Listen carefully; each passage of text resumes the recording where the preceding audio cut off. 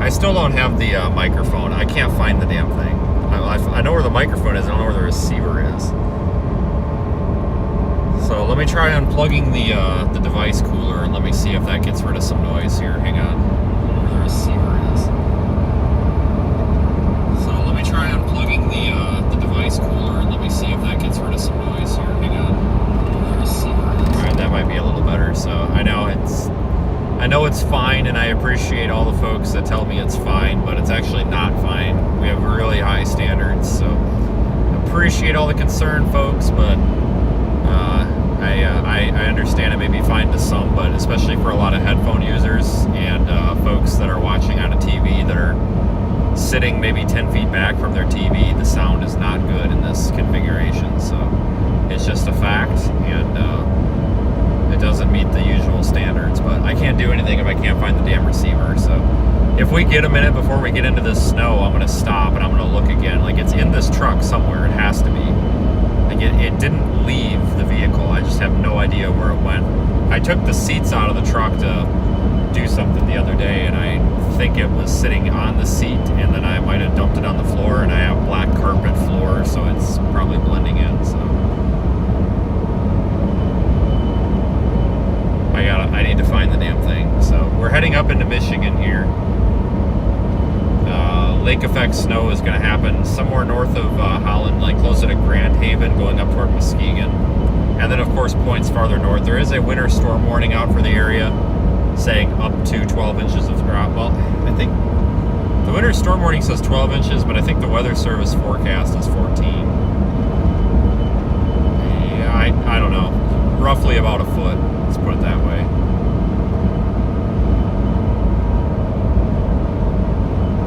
Something like that.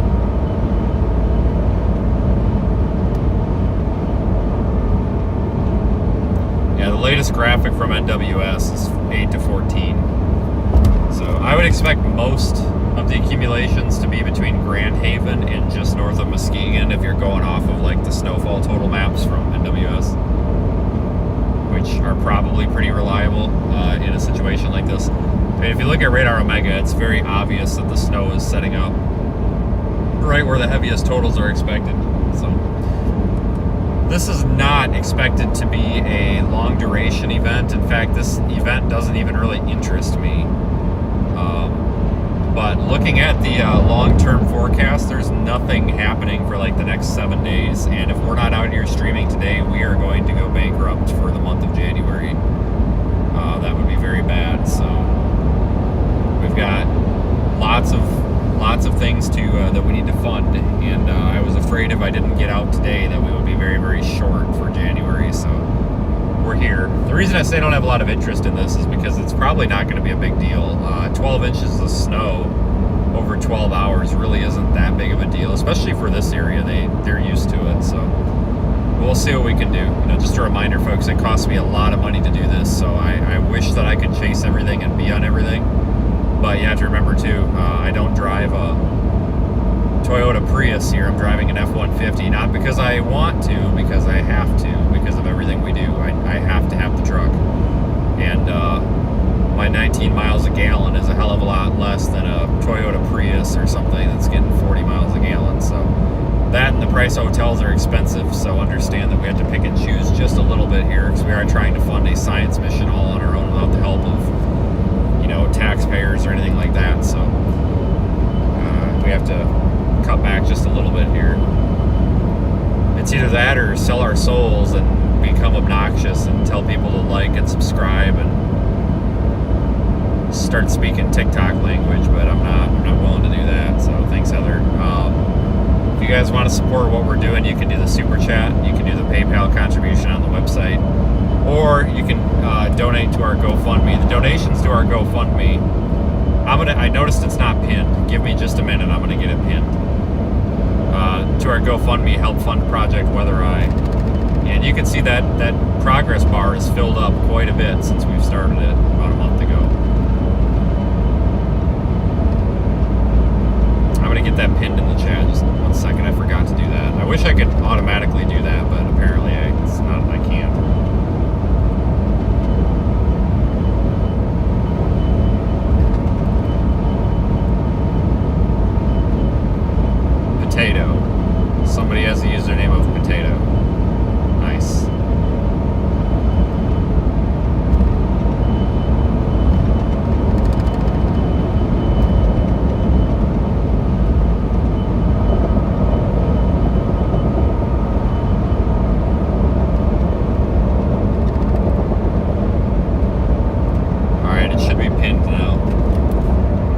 I'm actually considering potentially trying to get a weather balloon sounding up here.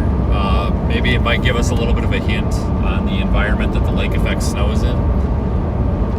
Currently weighing my options because Grand Rapids National Weather Service does a balloon sounding, and that'll be at about 7 or 8 p.m. Hold on, what time is it? So it might be a little bit redundant. It might not be the best use of our limited resources. Yeah, so they'll be doing a weather balloon sounding in 2 hours.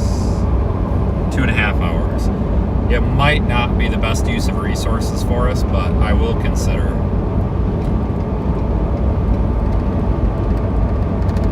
Understand, folks, it costs us right around $500, anywhere between $300 and $500, depending on what we're launching, to do a weather balloon launch. And this is data that is available to forecasters, including the National Weather Service. We pick up the phone and we call the National Weather Service when we launch one of these balloons and let them know that it's in the air, and get them a direct link to the data.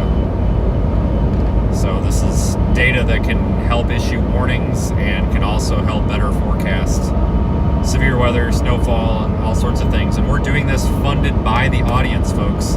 The audience is funding this. We are the only YouTube channel doing audience-funded science that helps public safety. We're the only live YouTube channel doing this. I don't care if it's Storm Chaser or anything else. We're the only ones. You know, we don't just do this and archive the data and share everybody later. We stream it live. The data is live as it comes in. It is instantaneously available. The second the balloon goes in the air, the delay with the internet and the processing is 2 seconds. So that temperature reading or dew point or whatever you see come in on the tracking system happened 2 seconds ago. That's how fast we get this. It takes, the radio sonde transmits a new data packet every 1 second, and it takes about 1 second for it to get processed through our ground station and processed through the API and put on your screen. 2 second lag. A lot of I'm not taking a shot at research groups. I'm not. But there's a lot of other research groups out here, colleges and universities, that are doing weather balloon launches and such. But they're archiving the data, and they're looking at the data months later to come to conclusions and to study it. That's fine. That's fantastic. We need that. But we're the only ones out here, and we are not funded by tax money. We're not funded by a university.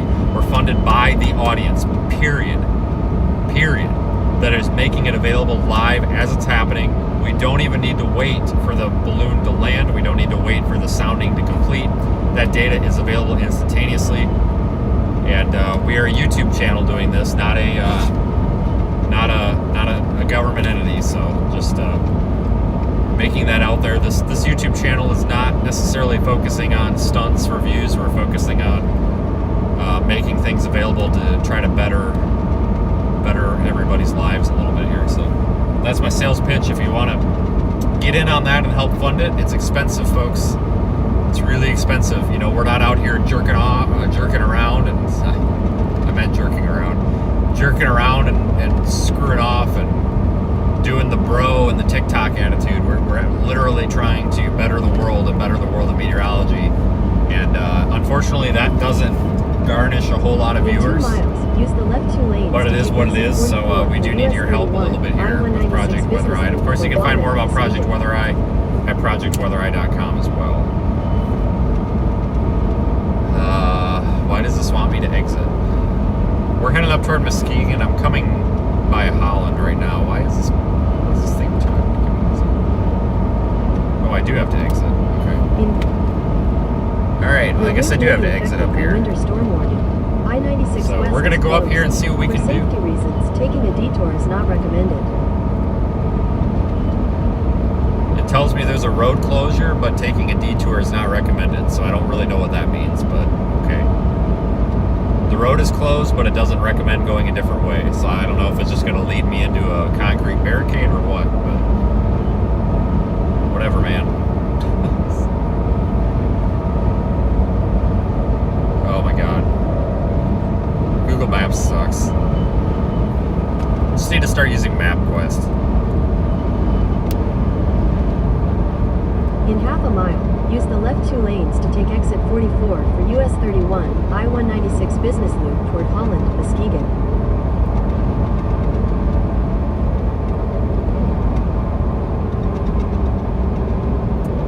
I don't know what this guy's doing. Yeah, I like to put my four-way blinkers on too. What are you doing? Use the left 2 lanes to take exit 44. Dude, are you having a stroke right now? Continue for 1 mile.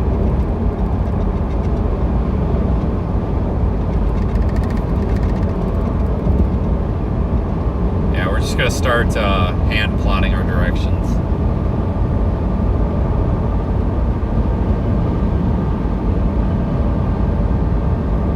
The snow is up ahead. We're about to drive into it in about 20 minutes, I think.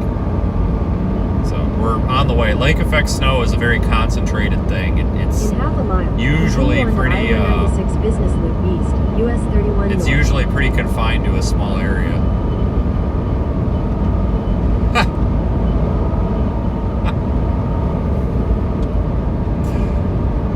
Holy shit. I really want to address the comment that was caught in the filter. I'm going to address it anonymously because I don't want to be the one that throws stones. We do stream Continue with on that US person, 31 but north not for 9 anymore miles. because we can't get any promotion out of it. So I appreciate the suggestion, but I'm not into giving away all of our content for free and building somebody else's YouTube channel while we're out here struggling to make ends meet just to make someone else rich. I wonder if that was some sort of rage bait, but I'll say it anonymous. That's freaking hilarious. I need to figure out how to screenshot that before it goes away. Shit. Okay, I got it. I gotta send that to somebody later. They're gonna die. That's funny. I wonder if somebody knows something. It's a very interesting comment. Do you know something? Has there been talk behind the bushes about something? If there have been, can you email me? Please? Because you're a channel member. I feel like you're a reliable source. I feel like there's some mischief afoot here. Maybe some more shit talking going on. Update on the logo. Yeah, the guy stopped using my logo. Okay, great question. That got caught too. I don't know why, but yeah. So the dude that was using my logo basically said that yeah, he took it and didn't know that there was anything wrong about it. And I'm just like, whatever, dude. And so I took the post down. So because I said I would do that. I said if the guy would just comply with my polite request to stop using my business's registered trademark, that would be great. And he did. So there's no reason to sue. Everybody is so sue happy these days. Sometimes you do need to sue people for stealing intellectual property and code and stuff. But other times, when it's just something simple like that and it's just somebody's pure ignorance, it's just not worth it. Malicious intent and being ignorant are definitely two different things. Definitely two different things.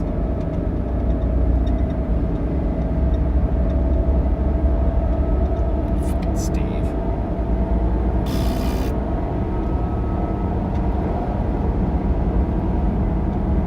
I'm such an asshole.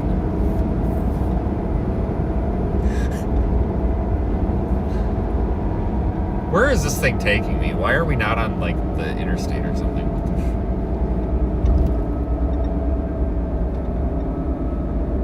What if someone is maliciously ignorant? I don't know. Then you punch him in the face. I don't know what to tell you for that one.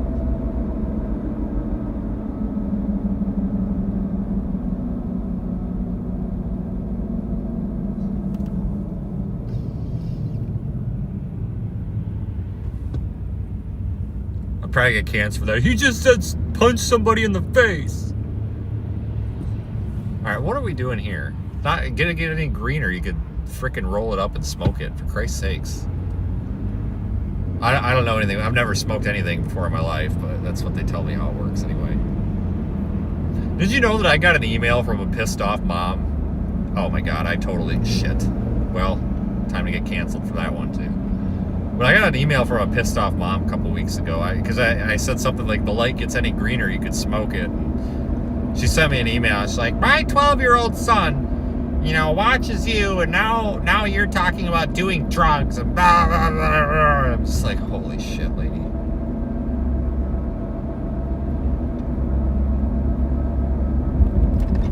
I think at the end of the year, you know, a lot of these storm chasers do this end of the year video where they're like, yeah, let's look back at our top 55 tornadoes or something. I think I'm going to do an end of the year video where it's like, let's look at our top 100 stupid comments and stupid emails and like rate them. We'll come up with our top 100. I seriously think that's what we should do instead. That'd get a lot of views. All right, I need to tone down. We have an AI filter. It's a clanker in the bot rigs that actually skims the chat, and it caught another one and it quarantined it, but I have no way to approve them. It's not like the YouTube auto mod. But somebody asked, if you launch a weather balloon today, will it be as big of a shit show as it was the last time? No, it won't, because I have the proper equipment with me to properly fill the weather balloon. So that's actually a legit question. No, it won't be as big of a shit show. The only thing is, guys, if we do a weather balloon launch, it takes me out of service for at least an hour, hour and a half, because we want to collect the data. And I can't be driving around, otherwise we're not going to have a good signal on it. So I'm kind of leaning toward not, but we might do one. I wouldn't mind actually launching one in the snow band to see what the environment looks like in the lake effect snow stream. That would be kind of cool. But like I said, Grand Rapids Weather Service is about 20 miles to our east. They're going to be launching a balloon here in about 2.5 hours, so it would be a little bit redundant.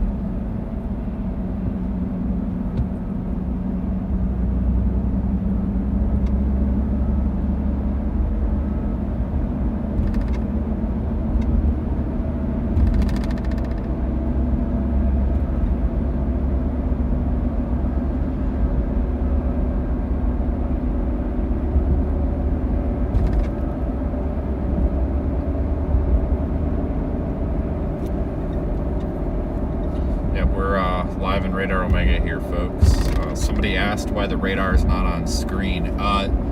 Frankly, folks, it's because everybody else does that now. Like, every Tom, Dick, and Harry out here now has the same radar on the same overlay. And I just don't want to be like everybody else. And from the feedback that I get, most people prefer having less stuff on the screen. Most people would just rather see as much that the camera's seeing as possible versus me cluttered up with stuff. So I just took it off because you guys can look in Radar Omega and still watch the stream and get better radar than what I can put on the screen. That's why. So the number one reason was I'm sick and tired of being like everybody else, and number two, it is clutter. It takes up a lot of real estate on the screen.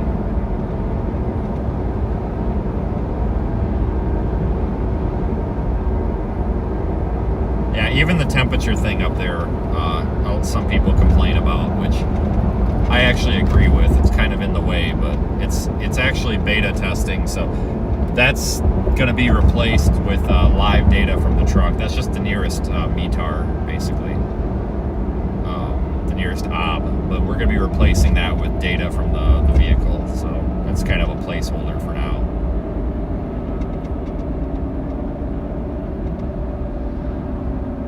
Yeah, the GoFundMe thing is actually kind of in the way too, but I can't make that any smaller. That's like a fixed size that they give me to use. But the GoFundMe thing works really well. We actually might be using that more in the future because they don't keep much for fees. And it's a really good system because everybody can see the goal. I like it a lot. It works really well for what we're doing with this project.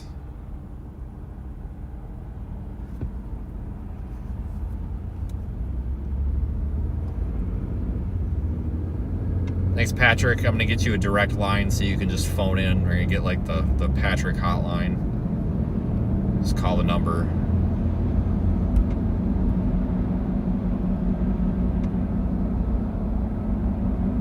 Dumb question. Can you buy... Wait, what? Can you buy a weather balloon at Party City? No, definitely not.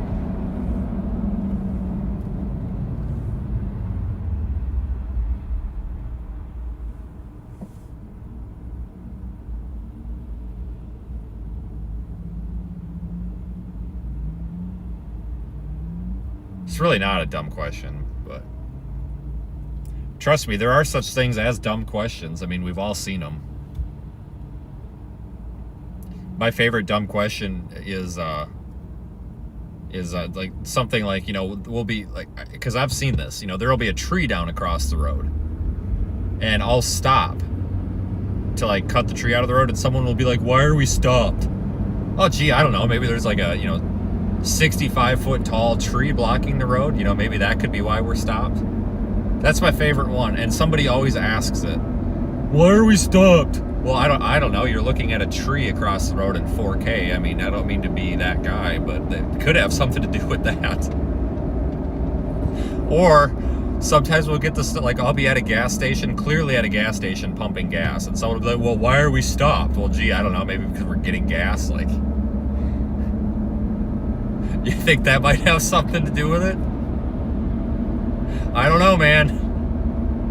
I don't think so. So yeah, there is such a thing as stupid questions, and we've all seen them. We've all seen them, and I think we all need a reality check. 'Cause everyone's like, "Oh, there's no such thing as a stupid question." Oh no, there is. Trust me.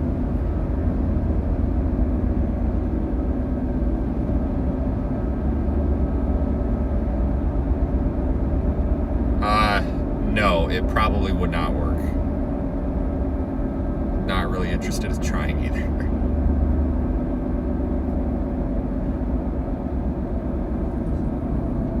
Why is my windshield so clear? I don't know, it could have something to do with the bottle of Windex that's sitting in the back seat.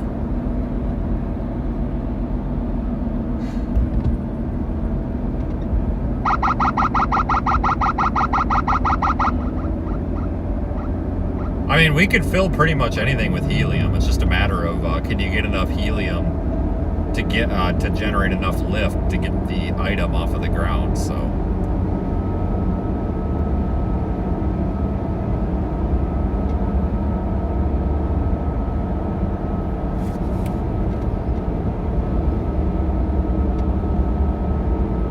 God, I hate these stoplights. I thought this was like a major highway or something. I didn't realize it was going to be.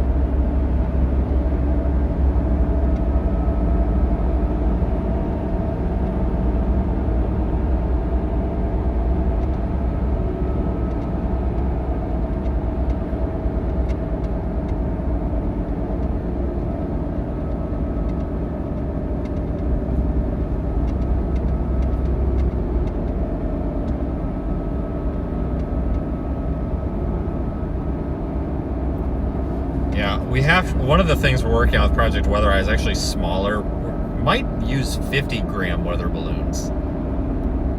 Because I have a sonde that weighs about 36 grams. Very tiny in it, but it only does wind speed and direction, which is GPS, and pressure. And we're going to be launching these little teeny tiny weather balloons into the actual supercell to try to get data like from the inflow feeder band, which I think is going to be really cool.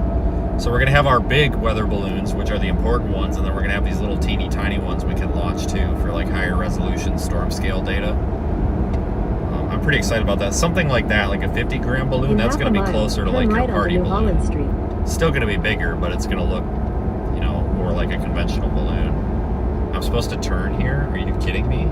Why would I do that? I'm going to freaking Muskegon. Piece of junk. Take the next right onto New Holland Street.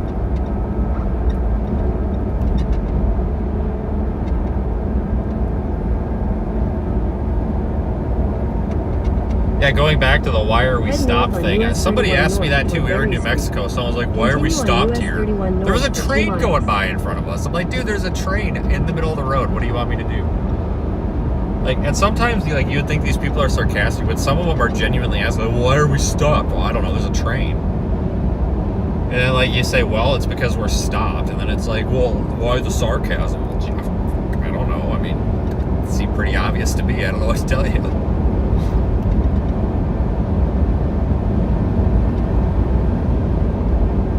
I will tell you folks that it takes about 30 cubic feet of helium. About 30 cubic feet of helium to fill up one of our 200 gram weather balloons. And that only generates about 600 grams of lift. So if you take, for those of you that don't know, because I get a lot of people might not, a cubic foot is 1 foot, it's a cube, you know, like a cube, a three-dimensional cube that's 1 foot across, 1 foot across the other way, and 1 foot tall. So if you have a cube, you would have 30 of these 1 foot by 1 foot by 1 foot cubes. So it's 30 cubic feet of helium in one of these weather balloons, and that only gets us 600 grams of right lift. onto Port Sheldon Street. So it takes a lot of gas to get lift, because we need about 600 grams of lift to get our sonde in the air with the parachute, and to get roughly about 5 meters per second, which is what, like 12 miles an hour or something. It's like 1,000 feet per minute of lift. At the Which light, is the turn right speed. onto Port Sheldon Street. Which is the speed that we want that thing going up vertically.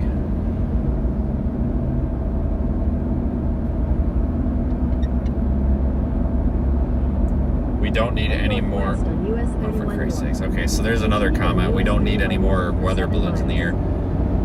Because somebody's concerned about plane accidents. Folks, we call TRACON and FAA before we launch a weather balloon. It's a class 1 or 2, whatever the hell it is, balloon. I don't need, it's an unmanned free balloon. I don't need to file a NOTAM even. All I have to do is call whatever air traffic control center controls whatever airspace we're in, and tell them I'm launching a balloon between the next, 30 and 60 minutes. That's all they need. Trust me, the Weather Service launches like 200 weather balloons a day, and planes are not hitting weather balloons. And if they did, it probably wouldn't do anything, because the weather balloon and the actual sonde probably weigh like 700 grams altogether. Like, the whole setup weighs like about less than your iPhone does, probably. So the weather balloon that hit the plane in like Utah or whatever, that wasn't a traditional weather balloon. That was literally a bag of sand being floated by a balloon. It was a bag of sand. It was a ballast to one of the wind-borne weather balloons. It's a private weather ballooning company that doesn't operate anything close to what a traditional weather balloon is. In fact, they're not even really weather balloons. They're more like drones in a sense, really. They have a big sandbag on them that they use for ballast, and that's what they hit. So to say that weather balloons caused that accident is very misleading. Very, very misleading. So definitely need to get our facts straight before we start trying to cancel me and the Weather Service for launching weather balloons, which without weather balloons we don't have the proper data. Our weather forecasts will be in shambles. I mean, they already are. They'll be even worse. I mean, let's be real, folks. Our weather forecasts suck. And that's not really our fault. It's just the nature of the weather. They're always going to be that way. They're as good as they can get. Our weather, just imagine how bad our forecasts are going to be if we don't have actual data from the environment. Are you going to stop? Jesus Christ. Thought we were about to T-bone that guy into the next freaking county.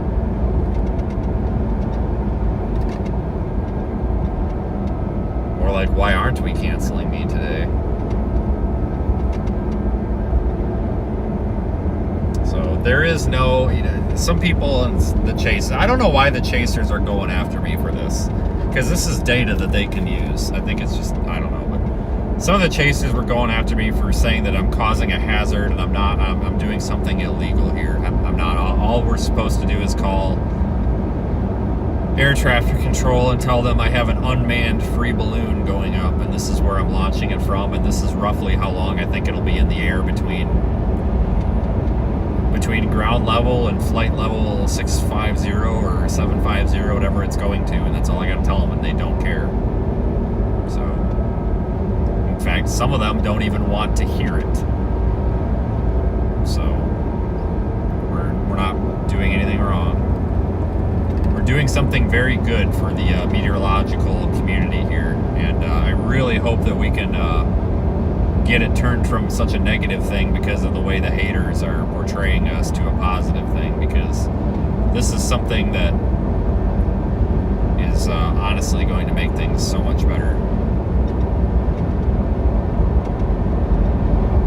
I really don't care if the haters want to have a problem with it, because they don't really matter to us. It's just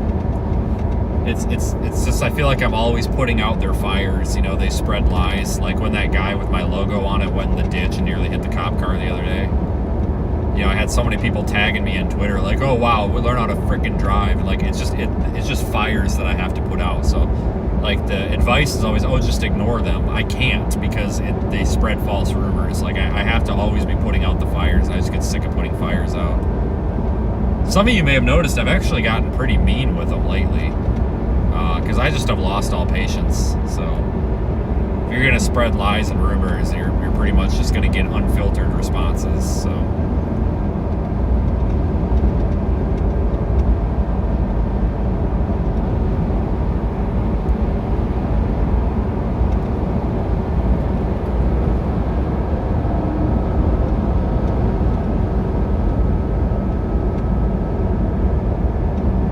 actually been instructed, there's one air traffic control center that instructed me they do not want my notifications at all, so they're not going to get them anymore. So they said that it makes no difference to them. They do not track slow moving objects, and unless it's after dark, they said they don't have the capacity to even worry about it, and they flat out told me that they would just rather me not call. I'm like, okay. So we marked it down, noted, got it. And that's up to them. You know, if they don't want that information, they don't have to have it. You know, just, all I have to do is make some sort of an attempt, and if they tell me they don't want the future notification, well, that's fine, I guess.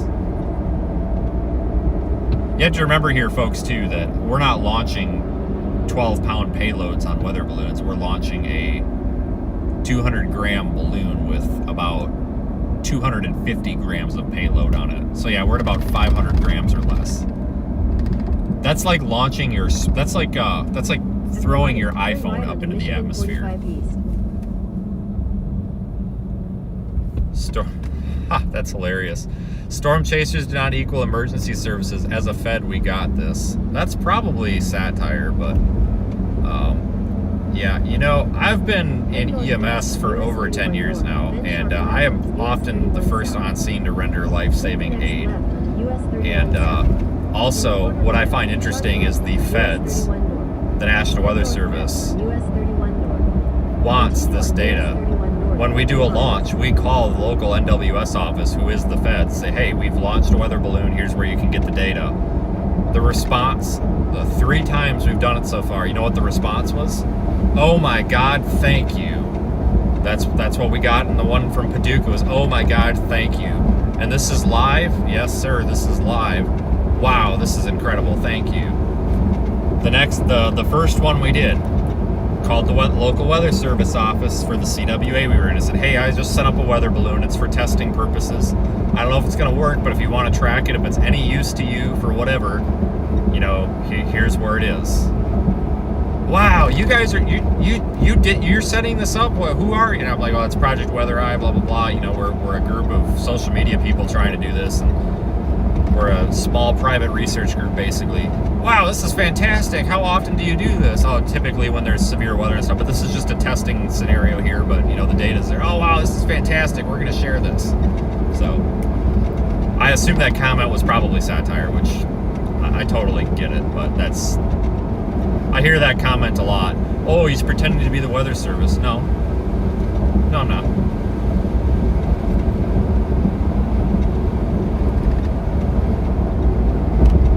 Hey, look, snow. That's near 1/4 kilo. Well, I don't speak kilometers, so obey the traffic laws like the rest of us went off duty. Okay. All right, man. Sounds good, Chief.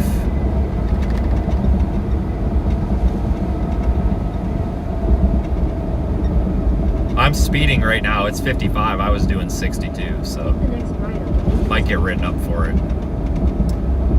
Might have to go back through CEVO 3 that I'm an instructor for, which is also not really bragging rights because CEVO's a joke, but still. Head northwest on US 31 North. And being an instructor for CEVO never expires, and that tells you something. That's a joke.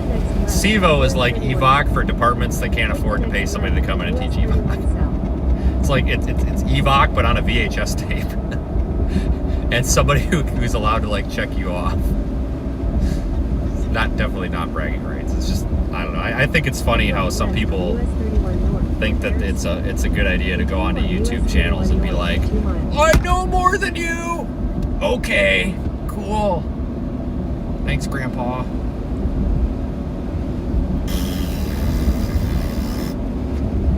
You know when some of these people talk, you know what I hear? It's just like static white noise. I'm the chief of fucking Skywarn. You can't boss me around, Jesus. I am. I'm the chief of Skywarn. You can't tell me what to do.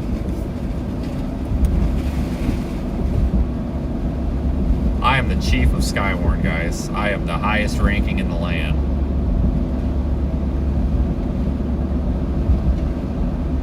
You are wrong with me. Well, unless you're the chief of Skywarn, I think you're wrong. I mean, if you want to be deputy chief, you can put an application in. You sound qualified. I'll probably hire you. God damn, dude. Jesus Christ.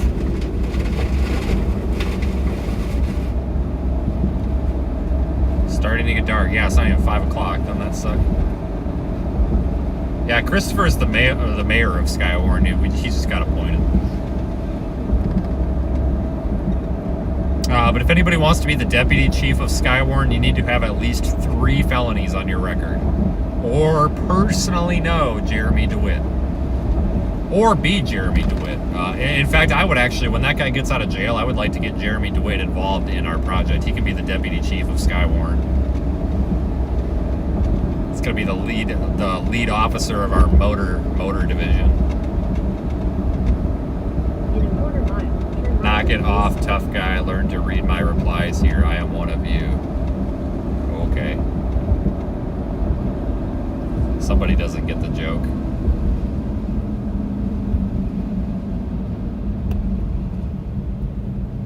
Maybe I'm putting the sarcasm on too thick. God, we just went from nothing to snow here in about 6 seconds, didn't we? God, you guys really gotta calm down. Like, you're not getting the sarcasm here.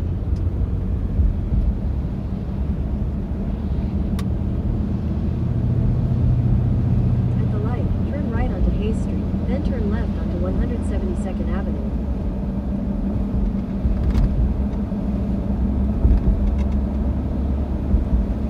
Head northwest on US Yeah, we are gonna have to get another. Oh, you guys are out of focus. Seriously, nobody's complained about being out of focus yet? God dang, people complain about everything, but you can't complain about the focus? You're kidding me. How long have we been out of focus? There we go. I locked it. I hope that's better. If it's not, let me know.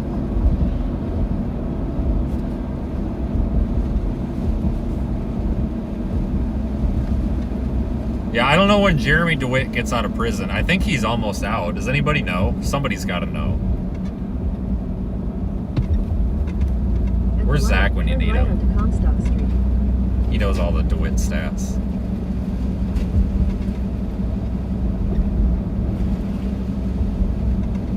In 1,000 feet, head north on US 31. I would love to do a balloon launch, but I also don't want to stand outside in this miserable crap.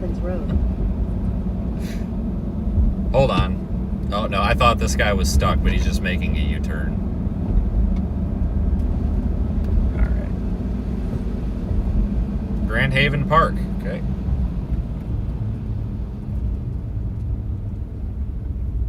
I'm not humble enough to admit this, but I am. You're on my side. Dude, I don't know what I did to piss you off, but first of all, I don't owe you anything. Or anyone, anything for that matter, but I really don't know where I'm offending you. I mean, I thought it was a pretty funny joke. I mean, I'm the chief of Skywarn. You can't tell me how to drive off duty, so. I mean, I don't know. I guess I think sarcasm's kind of funny, but maybe not. Whatever. Sorry. Didn't mean to bother you so much about it. But seriously, if you want to be the deputy chief of Skywarn, you probably are qualified. You can apply. But you need at least 3 felonies on your record, or be willing to commit 3 felonies within the next 3 years. So, I mean, I can work with you on that a little bit. Misdemeanors count twice, so if you could also substitute it for 6 misdemeanors. You can mix and match too. We could do 2 misdemeanors and 2 felonies, or we could do 3 misdemeanors and 1 felony. But they can't be white collar crime. They got, or blue, yeah, it's got to be like blue collar crime. No, none of this, like these like if you were lying on the books or something, or embezzling money, that just don't count. They got to be like robbed a traffic signal and hit somebody over the head with it or something, or pulled a flat out Jeremy DeWitt, started pounding on somebody's window in an intersection. Or, like I said, we can bypass, and this goes for anybody, you can bypass all requirements if you personally know Jeremy DeWitt and can get me an interview with him. Do you guys think we could call the jail and speak to Jeremy? I wonder if we could do that. I'm dead serious. Be like, hey man, we're your biggest fans. Where can I buy your motorcycle? What do you think that guy's gonna do when he gets out of jail? Probably the same damn thing.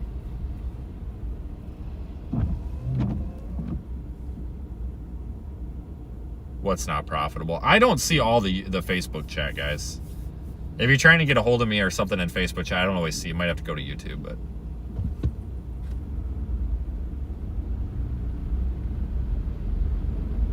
Oh my God, dude. You are really, you definitely are in the fire service. In fact, you probably are a fire chief somewhere if you are that offended by my sarcasm.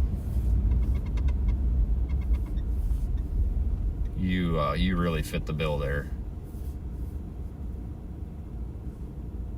At the light, turn right onto Robbins. I don't know Road. why this thing keeps telling me to go. I don't know. I honestly don't know what this thing's trying to get me to do. Well, duh, we would live stream the phone call. That's the whole point. Hold on, is somebody yelling at someone out here? Oh, no, it's like the loudspeaker at that car wash. I thought somebody was yelling at someone. Like, oh, we got road rage up here? Heck yeah, I'm here for it. I am the nut job who now claims it was sarcasm instead of ill intent. No, dude, I really don't take people seriously that are sitting on their phone typing and telling me how to do my job when I'm the one out here doing it. I never take it seriously, so. You are really portraying some characteristics of having some potential uncomforting issues. I don't know, man, if you're just upset that I didn't reach out to you right away and crown you deputy chief of Skywarn, but I'm sorry. If you would have told me you wanted the job, I would have given it to you. I mean, you're showing some characteristics here of being upset.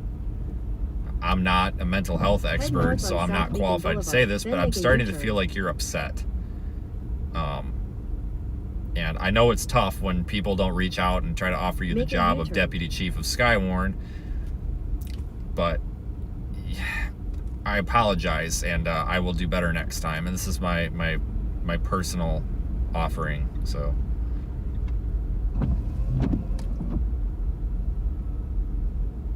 Snowflake. Anyway, well, it's coming down pretty good. We might get, this is probably the area where we're going to start seeing the accumulations.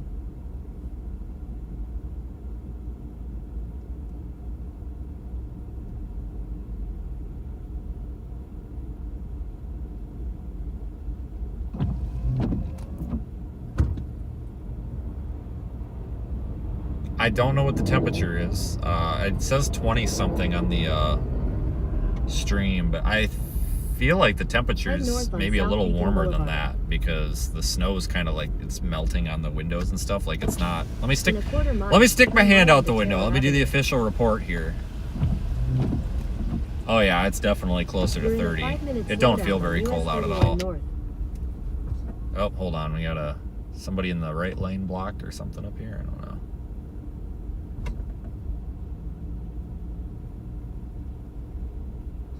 I don't know what's going on. How much you want to bet somebody's spun out up here? Or just trying to get in the left lane? I don't know. Your car thermometer reads 32. Well, where are you at? Connecticut is adding 100 roundabouts over the next 10 years. What a random fact. Thanks, Christopher. Why do you know that?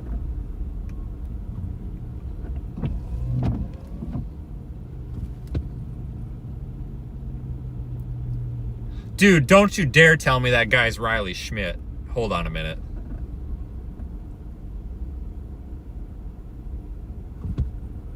I just put 2 and 2 something together. That guy, oh my God, is that guy Riley Schmidt? I gotta make a phone call.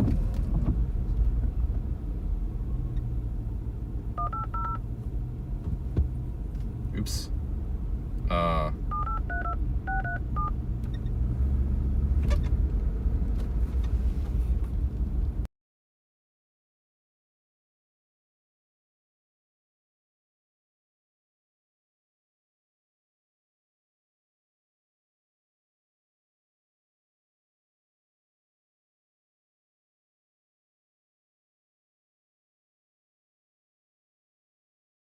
All right, I got reinforcements on the way.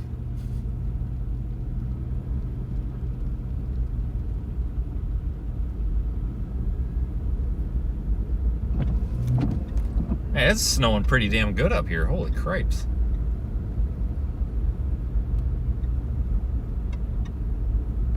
Turn your headlights on. I'm the chief of Skywarn. Cripes.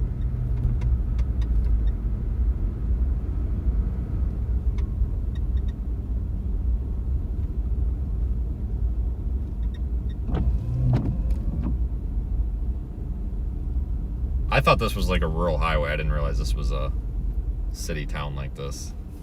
Whoops.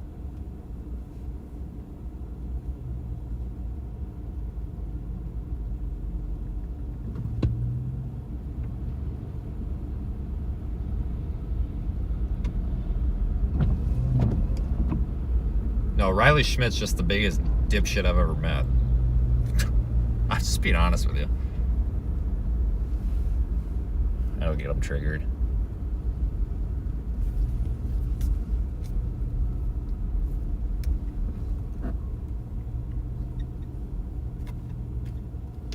Sorry, sometimes you just gotta say it.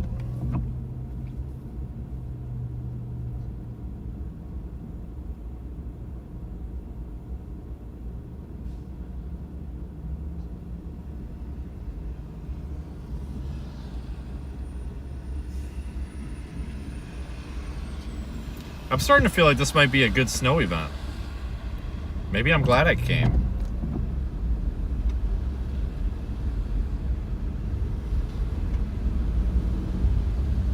At the light, turn right onto Taylor. Why are you telling me to turn right every 5 minutes, dude?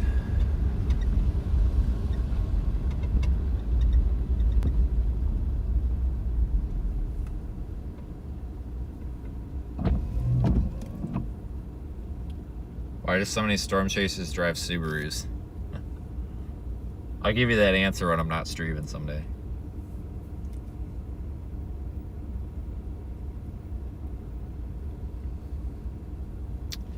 I heard from Green that it's rush. It is definitely, yeah, rush hour and traffic lights. Fantastic. It is really coming down. This is more action than we had the other day. But we see that a lot with Lake Effect, where head north on South Beacon Boulevard. it's toward more Park Avenue. the rates are more intense. It might not last as long, but it comes down harder and faster. Take the next left onto Park Avenue. I don't want to take the next left onto Park Avenue.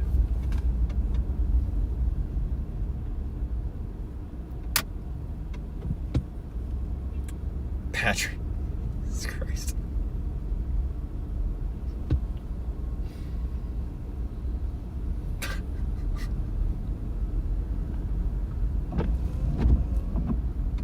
What the fuck?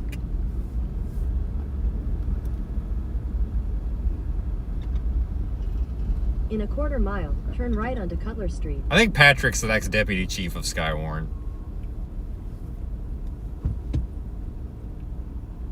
Head north on South Beacon Boulevard toward Jesus. Woodlawn Avenue.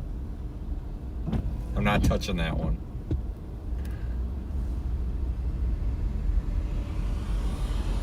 In 1,000 feet, turn left onto Grant Avenue.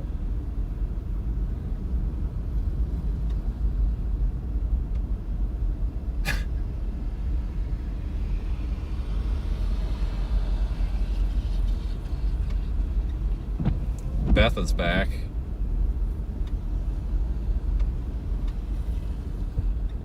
You truly are what is wrong with America. Stolen valor, standing on the giants of those before. Laugh and C3NS0R all you want to your peril. Did you just have a stroke? Are you having a stroke? If you are, please contact your local hospital that's got a stroke center and see if you can get in immediately. Sounds like signs of a stroke. It's almost like you're not able to control your hands. If you hold both your arms out, does one tend to drift? Are you slurring your speech a little bit? Because the way you're typing is definitely slurred, and I'm starting to wonder if maybe you have some drifting going on there with those arms. It's almost like you're hitting the wrong keys on the keyboard. I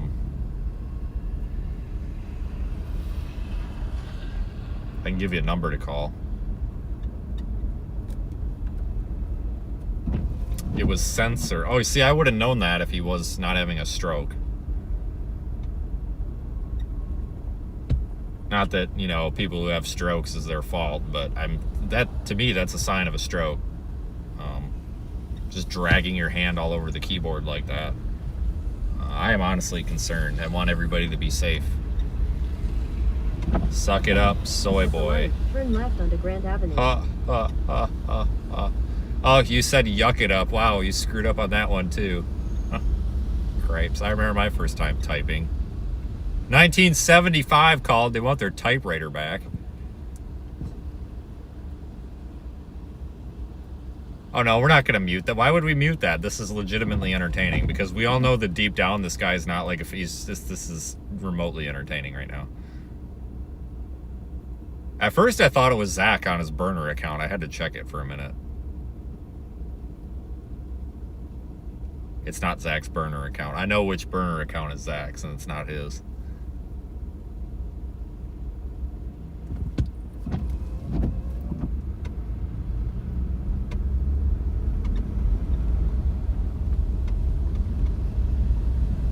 He might be getting caught in the auto deleting thing. I'm not looking at that right now, so it's possible he's responded and we're just not seeing it. Head north on South Beacon Boulevard towards Sladen. We got to give him the fair benefit of the doubt here. It's also possible that some of his responses got caught in the filter too. You have a typewriter from 1920. Turn left onto Penoyer Avenue. I don't. I definitely don't. You know what I do miss, speaking of typing? I miss the world of Blackberries. I really liked having a Blackberry, because like having the actual keyboard where you could type. Turn left onto Penoyer Avenue. I do miss that. You are garbage. I created Skywarn along with my team. You are stolen valor. Knock it off. Fucking Canadians. I think Jeremy's got an account in prison right now. Somebody needs to call whatever detention center Jeremy's in and let them know that Jeremy DeWitt has gotten a hold of a computer.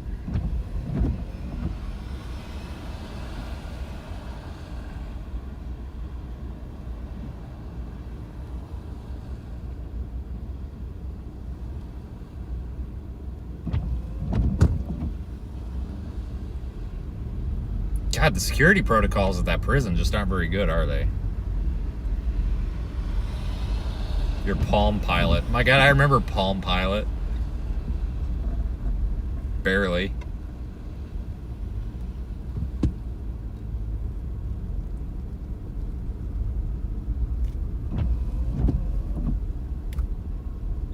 I had one BlackBerry for In like 800 feet, 6 turn months, right and on it was South 7th honestly Street. like the best thing I ever had. It was great. We must be slowed up because of this bridge. I honestly do miss having a physical keyboard. Like, especially north when on your South Beacon your hands are Boulevard, dirty then turn or left like onto it's Franklin cold out Avenue. and stuff, being able to push buttons because like your fingers freeze up and stuff, and it's hard to hit the touchscreen. You can get a phone case for your Take the iPhone next left that onto actually has a Franklin physical Avenue. keyboard on it, and I thought about getting one, but it makes the phone huge because you've got like this giant keyboard sticking off the bottom again. I In do 800 speak other feet, turn languages right onto South beside 7th Street. English. I'm fluent in sarcasm and something else I can't tell you. State Agent DeWitt. That's a good Head point. north on US 31 North, South That's a Beacon good Boulevard point. toward Washington State Agent Avenue. Jeremy DeWitt. We need to go find his crew. I wonder whatever happened to them. You're in a 6-minute slowdown on US 31 Because I'm sure they're North. unemployed, you know. We could probably go find them and recruit them. Continue But like, on US 31 hey, North for I know 12 you guys miles. were so good at blocking those intersections for that funeral, you know, because that guy wasn't going to get any deader, you know, it had to be in such a rush. So maybe we could, you know, you could be like the weather balloon police. I don't know. Put a purple light on the weather balloon. I always thought that was so dumb. Like it makes sense to have some sort of traffic control for a funeral, and in fact, you probably should, especially in a populated area. But there's some funeral procession like escort companies that actually operate just like Jeremy does. Like there was one in Texas that about blew my doors off, and you know, they got their little siren with their white lights, and I'm just like, oh yeah, you got to clear the traffic because that dead guy is getting deader by the minute here. Like, realistically, you know, I don't know. Freaking Jeremy with his motorcycles. The sad thing is that guy actually ran a legit business that would have been legit if he just would have stopped being a lunatic. Like, he was fully within his legal rights to do like 90% of what he was doing, but he did get picked on by that sheriff's department because they were just sick of him doing the other shit, which is totally fair. They actually fired a couple of people at that sheriff's department for misconduct, the way they handled Jeremy. Like good old Vidler. You know, because Jeremy wore a pepper ball gun because he was a felon, so he couldn't own a gun. So he open carried like a pepper ball gun, like a Byrna. What a Sally. He carried one of those Byrnas or whatever. I think it was like a Byrna or something. What are you doing, homie? You're gonna T-bone me, you stupid. Anyway, it's always the Jeeps. So he carried like a Byrna, and they like tackled him to the ground, and they're like, "You're open carrying a firearm." And he's like, "It's not a firearm." And it turns out they knew it wasn't. They were just kind of trying to be a piece of crap. But whatever. So like they were both in the wrong, but I mean he was in the wrong more, so it's kind of fair. But like all he had to do was not like try to get into physical altercations with people in intersections, and he would have had a totally legit business. Because this guy, you know, he'd be in an intersection and someone would like be confused because there's a random motorcycle with a purple light. Like, what the hell even is that? And they'd be confused and like, what the hell do we do? So they would just like go and get out of the way, and he'd like go up to them and start like beating on their freaking window and stuff. It's like, well, that's the problem.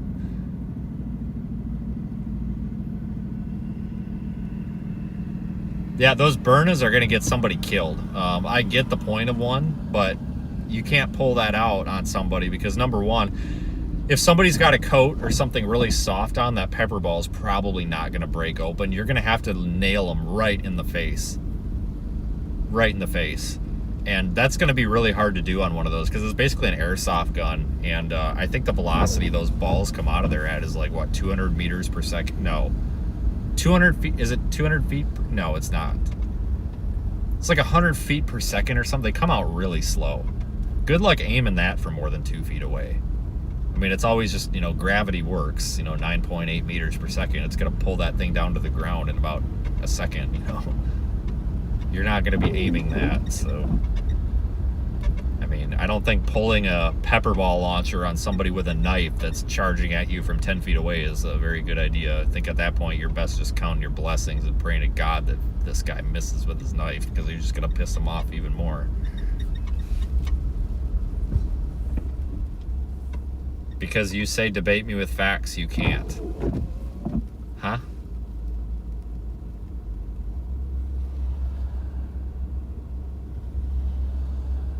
Facts of what?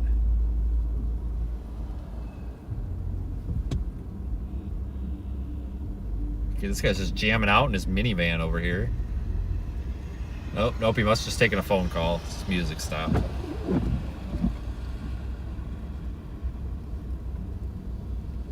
You're a 20-year veteran with NWS and USGS. Well, I'm a 30-year veteran with NWS and USGS. Get with the program. I'm the chief of Skywarn. Well, I don't think that the road's not that slippery right now. I mean, they've obviously salted or something. It's just coming down so fast it's sticking to it. But we'll see if people are staying on the road here when the speed limit increases. But yeah, so far so good. I hope we get moving here soon, though. I didn't really want to sit in traffic all day. You built Skywarn. Well, you shouldn't have stepped down as chief. Sorry.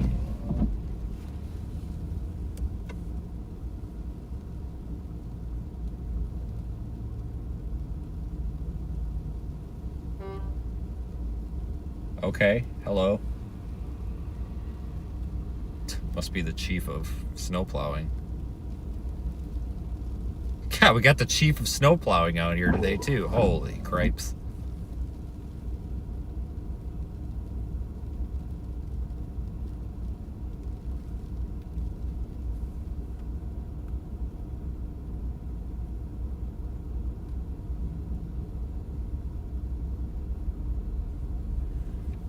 Okay, I'm not familiar with the area, so I really hope that we're kind of about to be done with this sitting in traffic, but I don't know very well.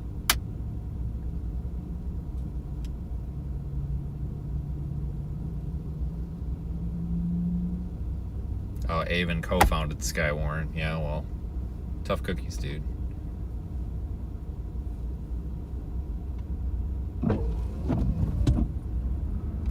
Freaking chief of roundabouts over there, Christopher.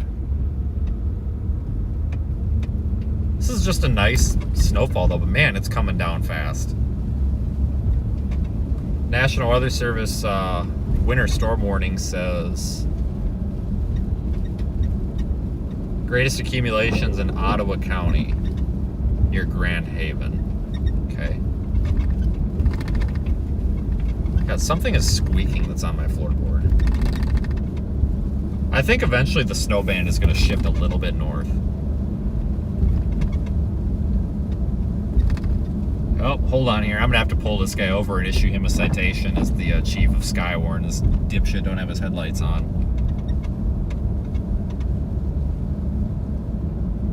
Or his taillights, for that matter.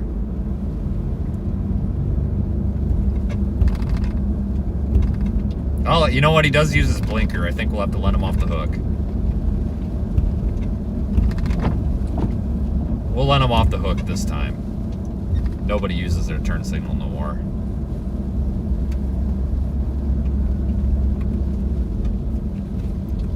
That guy's gonna be plowed in. That sucks. On the right there. Alright, we're going over Grand River. Must be the Grand River Bridge. I don't know. Anyway, we're coming into Ferryburg or something. I don't know where I'm at. Steel Deck Bridge. I'm sure this is icy as all hell.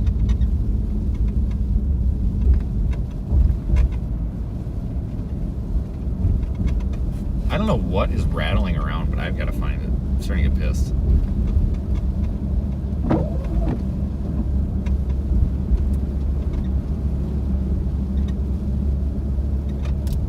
Oh, it's my mount. What the hell?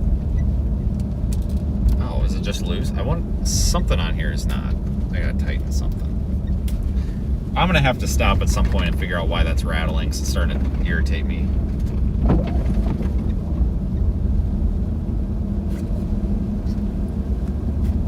Moderately irritated. It's pissing me off.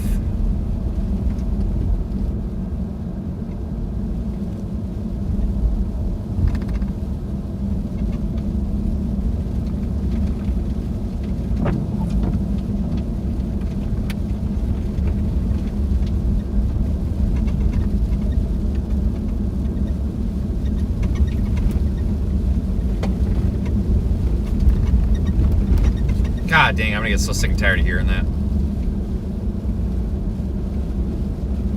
But hey, thanks for joining, everybody. We're having a hell of a day here. Snowing a lot harder than it looks. Like the camera just doesn't have enough detail to really pick up on it, but it's snowing pretty good. Oh, we got the four-way blinkers on up here. We got the traction lights on and everything, so something must be going on. Or we're just going that slow, possibly.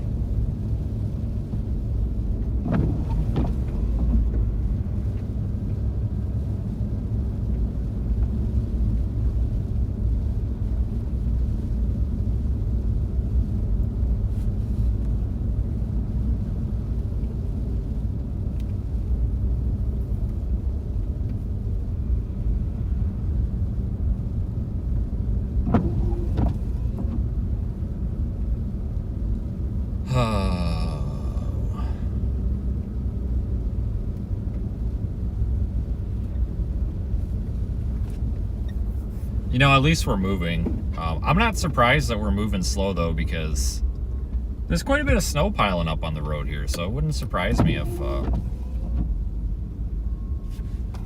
people are maybe having a little bit of a hard time getting going here. So, I don't know. Beats me, man. I don't know. I just work here. I'm just here to provide a terrible customer experience. I'm just here to... I don't even know why I'm here anymore.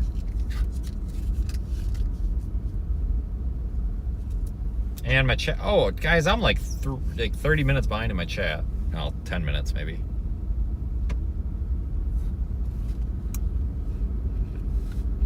Yeah, didn't you have freezing rain down there in Missouri today?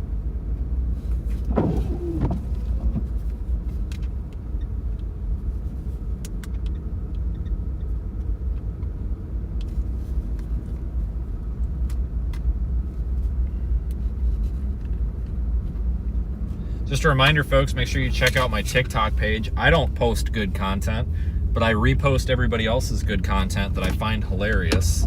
It is not approved for children. Ah, shit. Well, we totally could have got that guy turned around if I would have seen him. God damn it.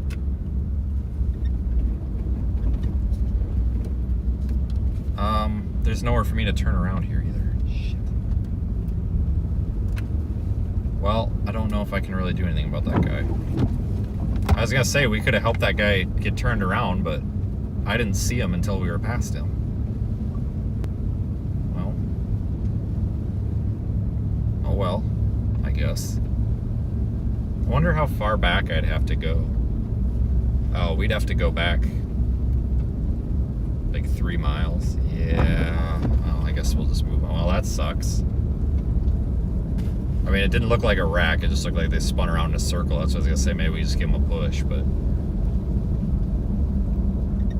Whoops. Maybe we just need to sit in the right lane in case that happens again. Left lane's in better shape, but we'll sit in the right lane in case that happens.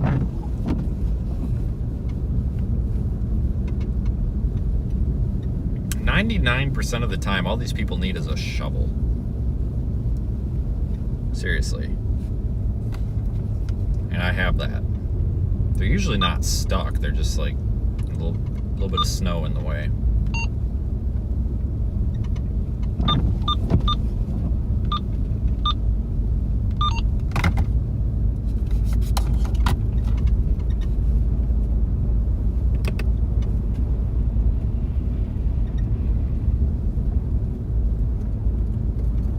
Oh my God, a Buick Encore. Aiden.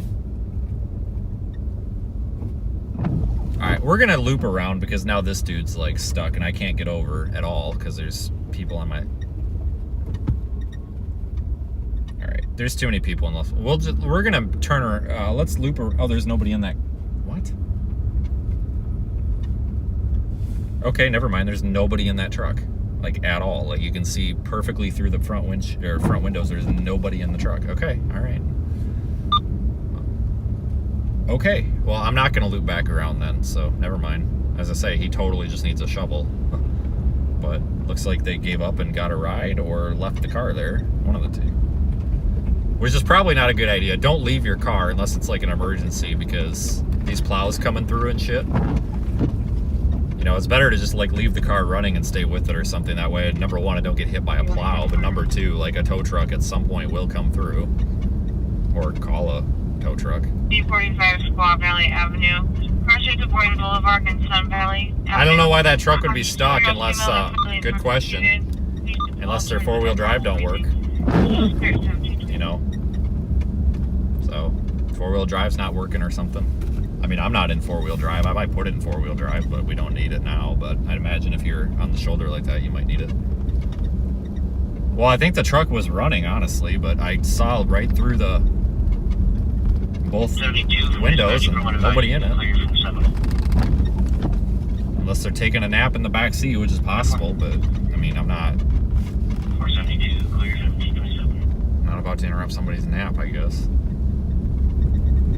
I really don't want to stop and pull on somebody here. I'm all right with checking on them, but I really don't want to try to pull somebody out here because there's so much traffic. It's a good way to get in a wreck. But stopping and checking is a good idea.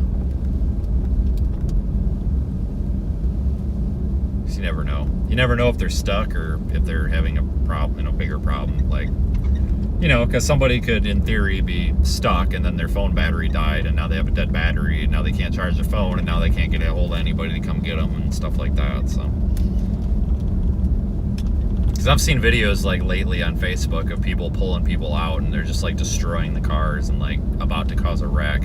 Like, if you're gonna use your vehicle to pull another vehicle out, if it's a busy road, you really need another vehicle to slow some cars down. Like, because, you know, flashing lights aren't very visible when you're trying to yank another car out. Then you cause an accident and now you've got a bigger problem. But it's good to, you know, assist in getting cars unstuck, but I see a lot of people doing it in a really stupid way. And I don't think it's bad intent. They just don't know any better, and that's fine. It's just ignorance. You know, nobody taught them, and they just don't know how to do a risk evaluation or whatever. But what a nice little FJ Cruiser. Too bad you're gonna ride that guy's ass and probably smoke him. I think this guy's mad that he can't squeeze between us, but I am going a nice, smooth 27 miles per hour. I don't want to screw up the pace here. You don't need to be in that big of a hurry anyway. Mean traffic flow is 30 here, so. Yeah, I didn't plan on covering West Michigan. I woke up and saw the winter storm warning and thought, oh, I better get out there. All right, I'm going to put it in four-wheel drive, just in case somebody does something stupid and we have to swerve to avoid somebody. I'd rather have all four wheels moving. Yeah, so the biggest mistake that I see is people using kinetic ropes like a Yankum rope and just jerking on cars. Everybody thinks they're Matt's off-road recovery, and that's not the case. Like, here's the deal. With those Yankum ropes, you're not supposed to just give it the freaking beans and floor it. Like, they're meant... The way those kinetic ropes work is you go maybe like 5 miles an hour. You get some... As soon as it starts to stretch out like a bungee cord, then you give it a few more beans and you put a little more throttle into it.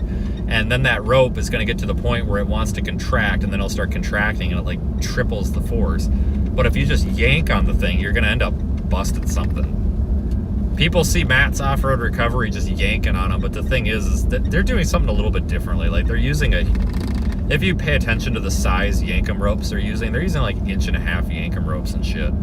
Like, that's not going to cause it. I mean, it could bust a part of the frame horn off or something, I suppose, but those are a little bit different situations. Like, those are also typically off-road vehicles. Like, taking a vehicle that's like sitting 2 inches off the ground with plastic everywhere and just yanking on it is a terrible idea. So it's a misconception that you just yank people with those ropes, but like, you do a little bit, but it's not. You don't want to just sit there and like trash on the thing.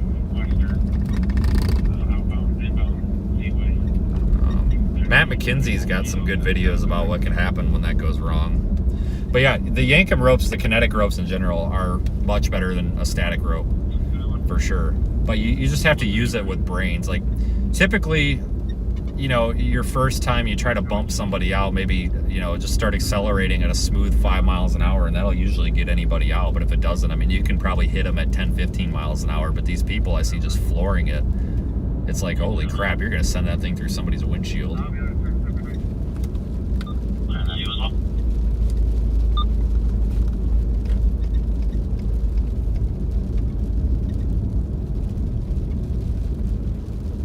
I need to get my winch on this truck. The nice thing about having a winch is you can do a much more controlled vehicle recovery. Your vehicle can be stationary.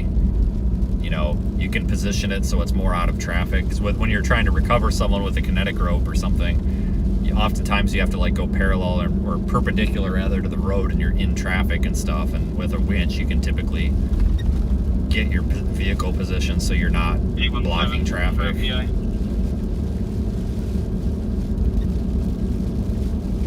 Exactly. Never change speed and direction at the same time. Yeah, exactly. That's totally driving on the snow for sure.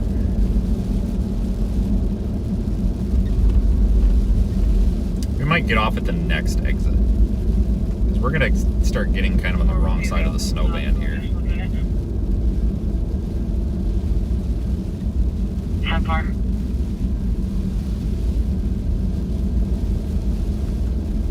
I think I'm coming up on that. That's the next one. It's going to be Sternberg Street or something. Sternberg Road.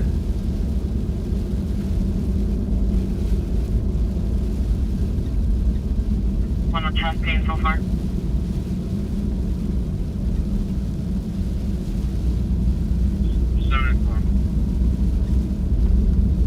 Might be this one.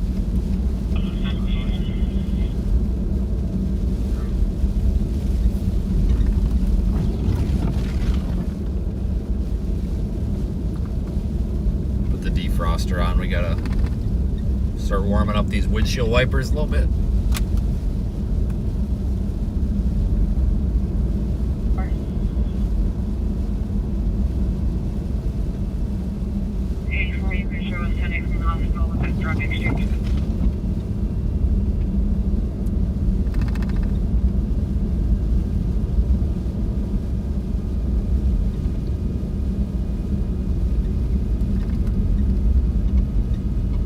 Looks like they fell behind with the plowing, but it's not.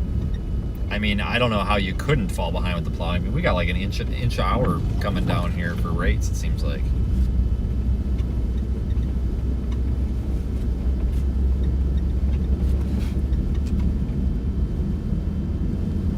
It's snowing heavy.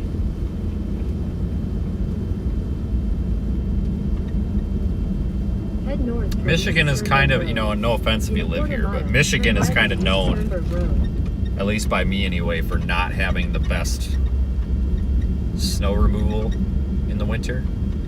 And no offense to anybody, you know, who might be working for Michigan DOT or something. It's just kind of an observation that they seem to not be as efficient, I guess would be a polite way to put it, as some other states. We're gonna pull into this gas station or something up here. I think there's a loose bolt on this mount. I'm gonna tighten it up real quick, because I'm sick and tired of listening to that squeaking. That is gonna drive me nuts to the point where I jump off a bridge. 67 male, weakness, short of breath.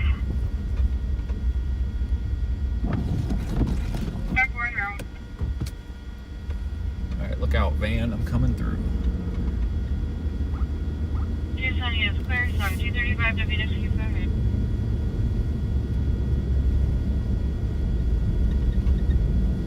Parking lots are always a good way to tell how much snow has come down, too.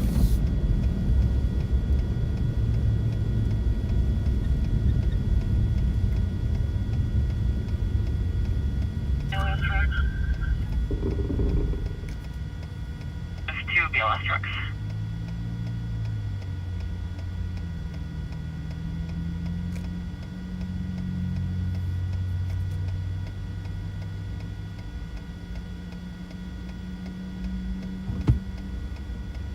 Here we go.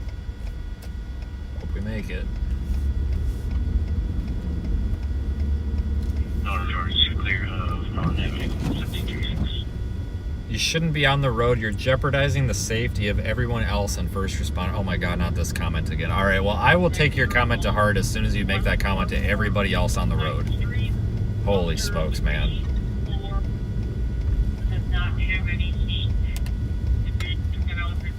We'll be all right. Promise. It's a fucking F-150 with 35-inch freaking tires on it and a 3-inch lift and 4-wheel drive. You think I can't go through 2 inches of snow, for Pete's sakes? I'm out here driving my freaking smart car. God bless America. Some days, I tell you. No hope. There's no hope for people. All right, let me park in a spot that's maybe a little out of the wind, maybe right by this cart thing. Is this dude following me? No? Okay. All right. Let me see if I can tighten this up without getting out of the truck. Oh, that's definitely it. Squeak, squeak, squeak, squeak, squeak, squeak, squeak. Okay, hold on, guys. Motor 1's 10.7 for maintenance. Hold on, I think I can do this. God bless America. Come on! Gotta get the little plastic cover off. Stand by.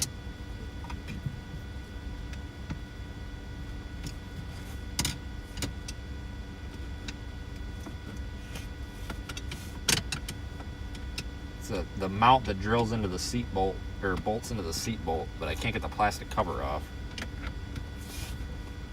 Come on, buddy. Oh, you heifer. Come on, you sow.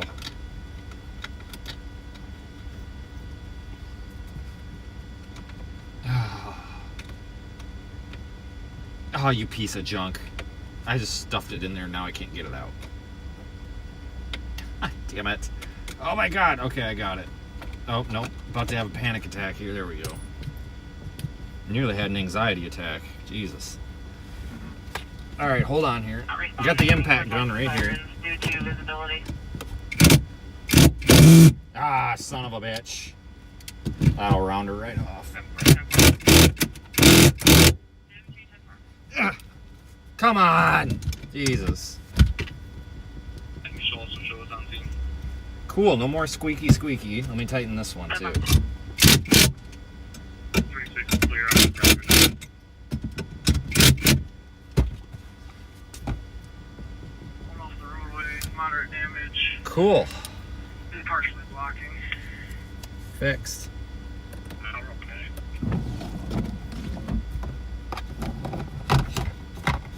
Great.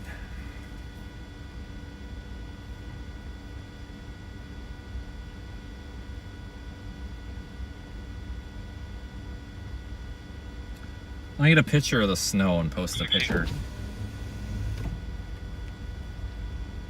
6/16. What's your city time? Midnight. It's not you, an unknown problem. Might just be a motorist assist. 5800 block of Oak Road. En route. You have a MCT? Mine is down. Before we have it as the 5827 block Oak Road, the Cedar Creek Township runs south off of Ryerson. 10-4, be en route from Twin Lake. All right, folks, it's now officially snowing. 7040.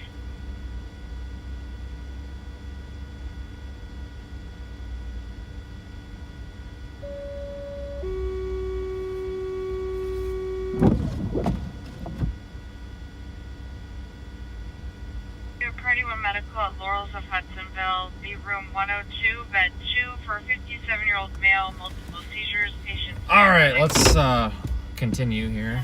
CVA disorder SOD. This guy's having a stroke. Must be the must be that guy. All right, let's just go drive around. I guess. Hold on, I gotta get my my map up here. Come on, you piece of shit. Are you free for a TX for a few minutes? Okay, let me see what I can do. Where do I want to get out of here at? Yeah, that works. I'll call if they have bars. Okay, I'll give you a call here in a minute. 1741. Yeah, it's really snowing, folks.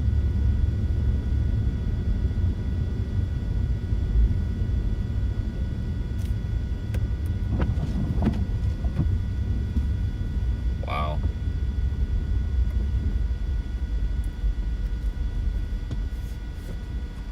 So urban here. I'd like to get, well, if we take this road and just keep going east, I think we can get into a little bit more, or a less urban area here.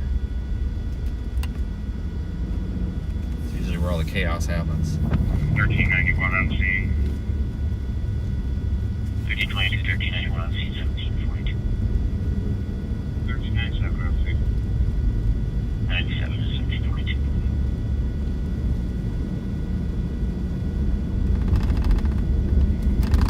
Point two, what is that vehicle back by you? Oh, Christmas lights on ice.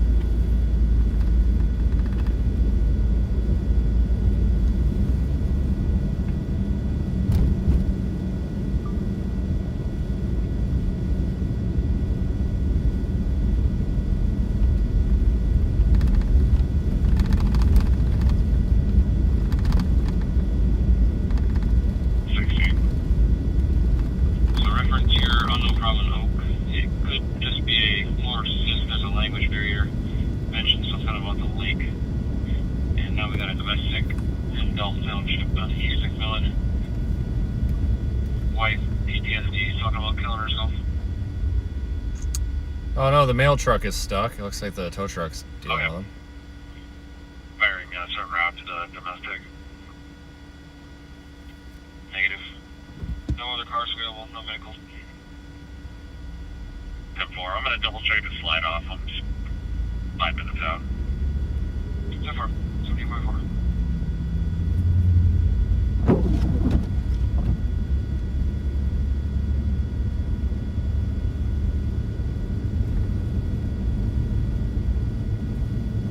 Poor mail truck.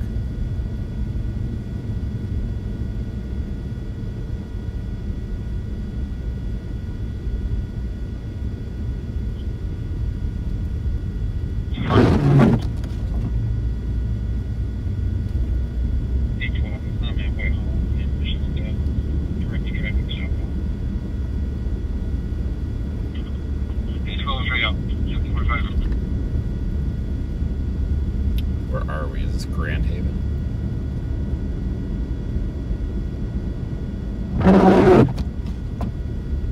North Shores? Is that where we are? North Shores?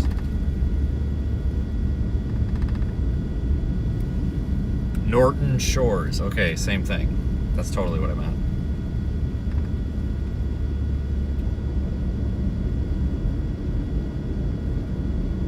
Well, this is a good way to start December, you know, winter month.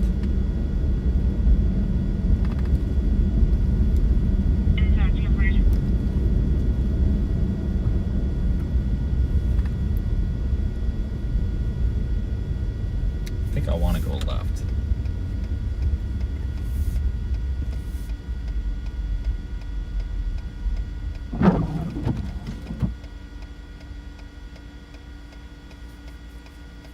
toward Fruitport. 1771 arrest 73.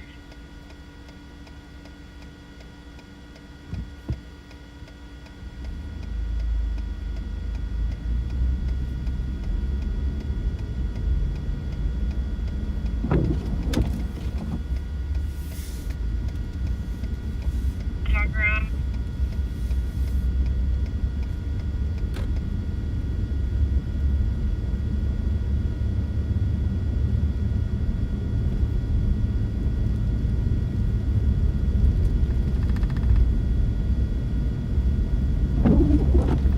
I did not expect to be out today. This was a last minute thing. I woke up, I saw the winter storm warning, and I was like, oh, this might be a good one. And it is. This is a good one.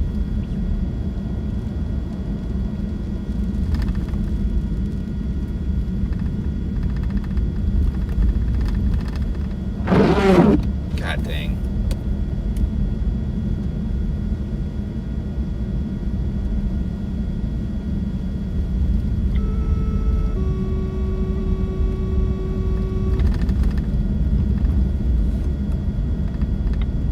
First on-duty officer, carbon monoxide alarm 15056 Pullman Avenue. Pursuit of Robbins Road in a dead end. Your residential carbon monoxide alarm in the main room upstairs. Central Spirit 1748. Okay, go that way apparently. Yeah, I'm trying, dude. I have no idea why. There's like nothing happening. Who knows? Fine, I'll go this way.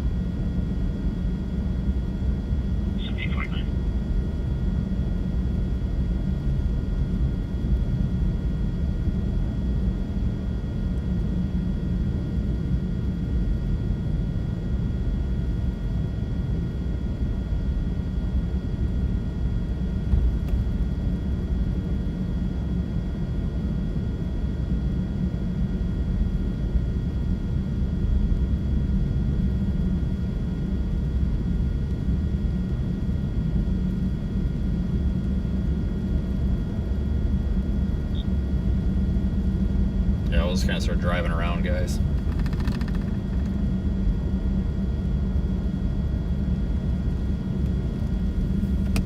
I think we're gonna see the snow really start piling up.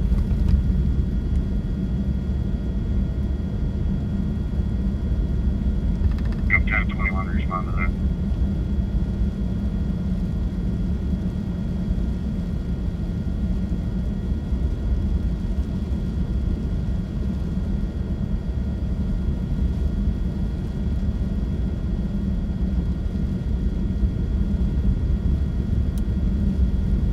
We had a CO alarm on Coleman, I believe.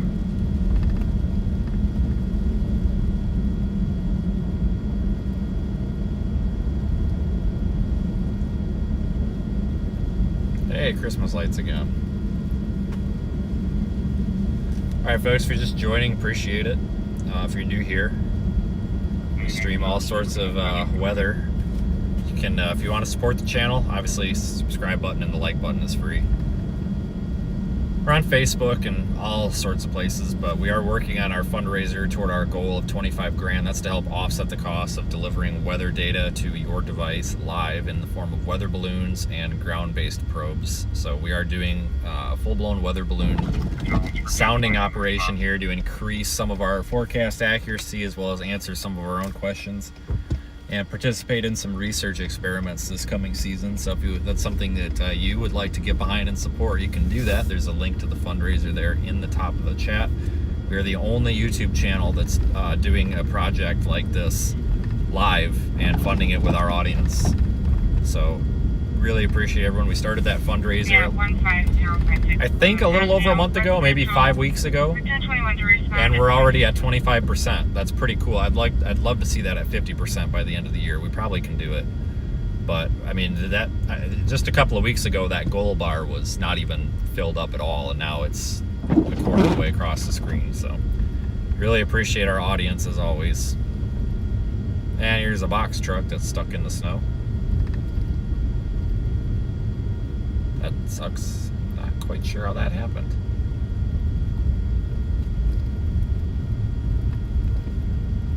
Penske truck, it's a rental.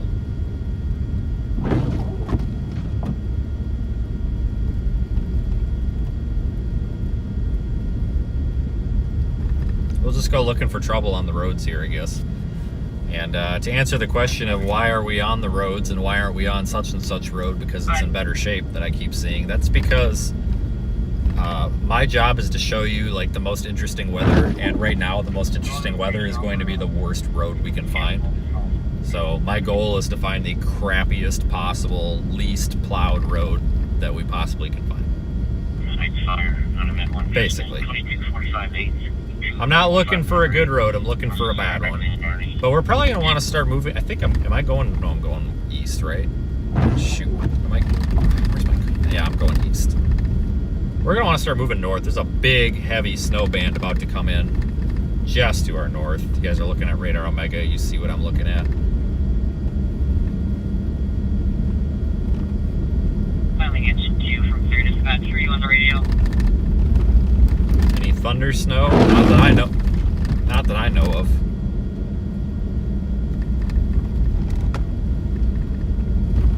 Not that I know of.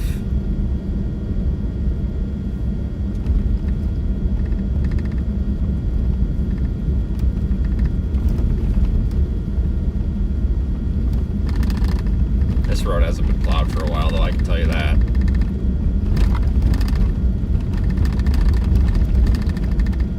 It's pretty out, though. Not all of this is from today. It snowed the other day here. Could see up to a foot here tonight. In addition.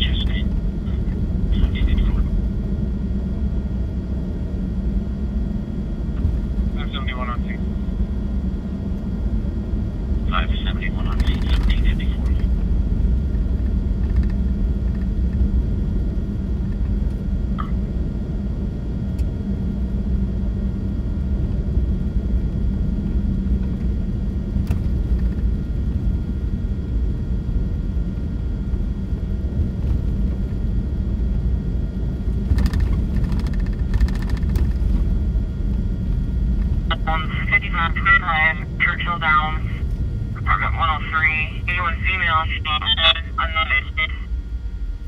I think I have to turn, yeah, I can't, there's no straight at all. Man, look at it dump. That's awesome. I love it.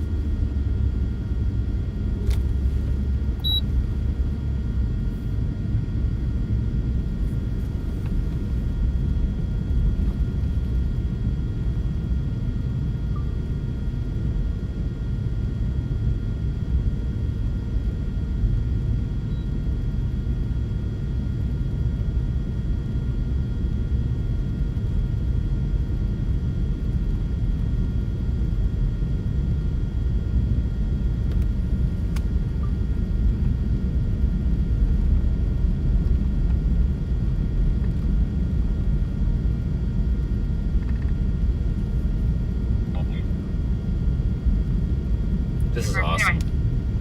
I love snow. I hate cold, but I love snow. So I hate winter, but I like snow. My thing is, if it's going to be cold out, it might as well snow. Might as well have some, you know, joyful part of it, you know.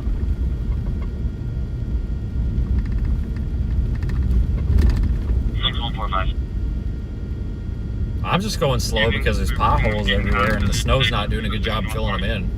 I'll rattle my truck apart. Not enough to fill them in, just enough to hide them.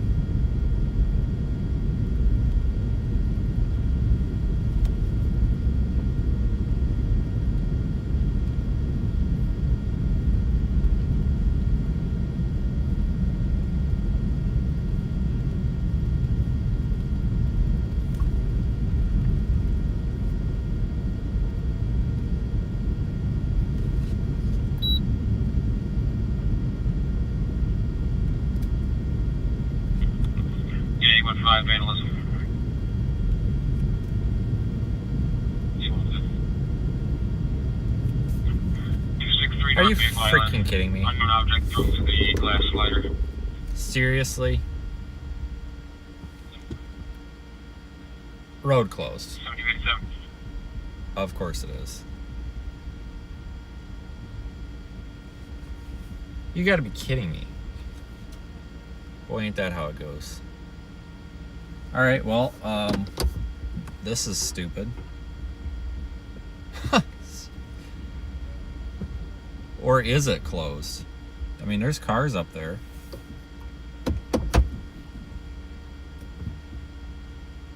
Oh, I think it might be opened up. Because... Well, this isn't even the road. This is the shoulder. I think it's open, guys. I could be wrong. Oh, no, it's closed. The barricades are all across the road up there. Son of a bitch. That's so stupid. Why would you not put that sign back there where it mattered?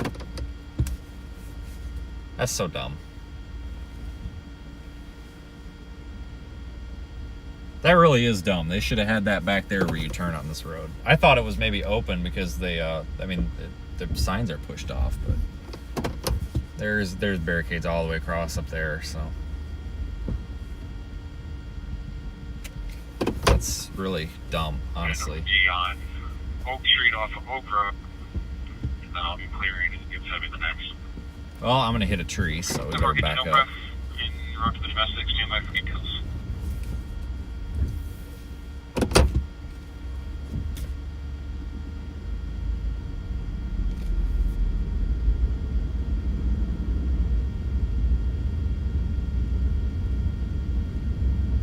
Yeah, they really should put that road closed sign back here.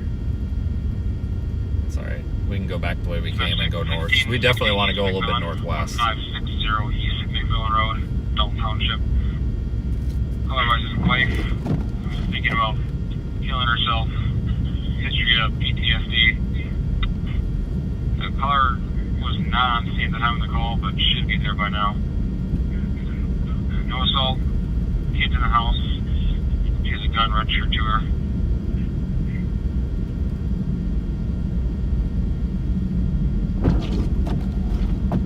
10-4, trying to get an update from the complainant, please.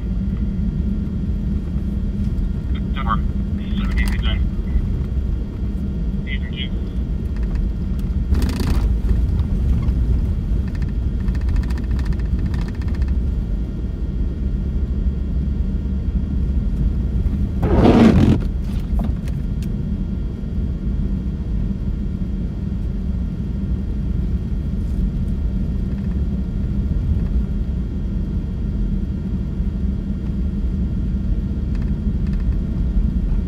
That's alright. That wasn't that bad of a detour. Let's go down here, come out the way we came, and then take a right. Not a big deal. Probably could have actually went through it, but with there being snow, it's like, I don't know, there's a giant hole in the road somewhere. That'd be my luck. There's a bunch of people with blinkers on down here. Let's see what's going on, because this is the road we would take. Somebody's got a flashlight, so I don't know what's going on. How the service are happening? Let's see what's going on here. Looks like they might have someone pulling them out. I think I see a truck backed up to them. I think they might have just got them out.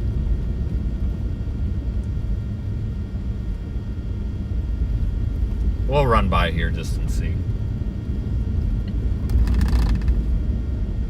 No, they're just gonna high beam us. Because that helps.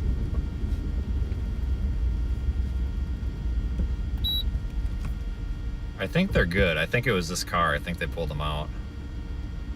Now they're laying on the horn. Like, why are you doing that? Clearly somebody's having some problems here. Why are you, like, honking at them? That's so shitty. That's so shitty. Like, what is wrong with people? Like, clearly this truck was trying to help someone.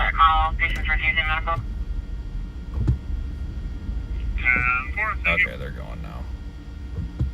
Yep, alright.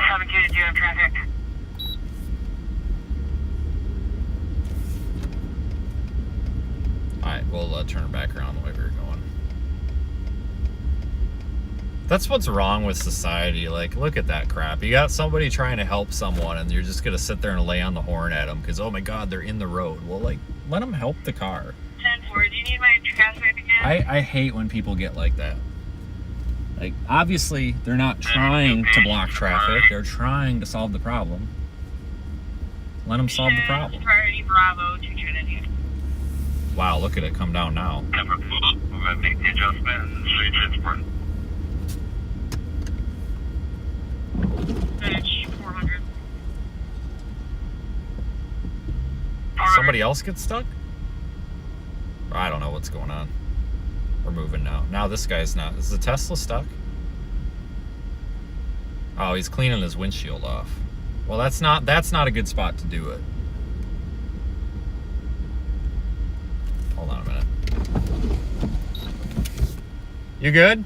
Yeah, I have no idea what you can 22, do. 25. Are you stuck? Yeah, I can't get traction enough to get up to speed before. Do you want me to just get out and try to push you a little bit? If you don't mind. I'll just turn around and get behind you so no one Thank hits you. you.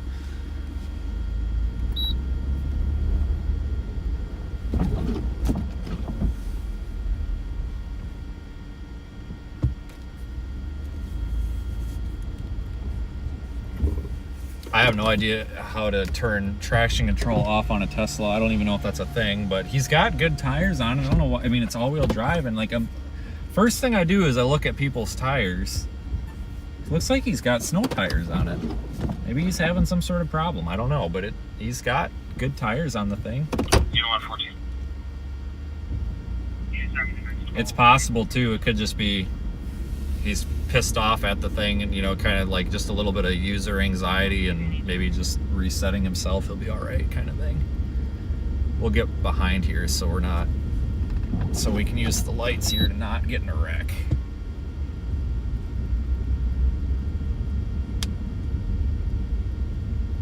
Because I'm not gonna try to pull him. I don't know how to tow a Tesla. I don't know the first thing about towing an electric car.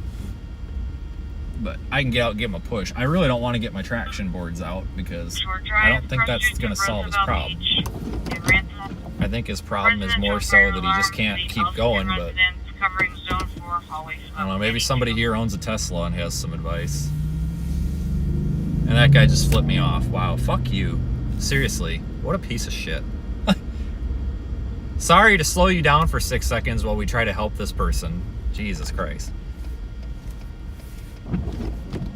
What a shit show. Why are people like this? Like, people need a freaking reality check.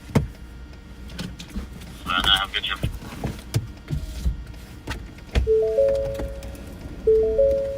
I'll be right back.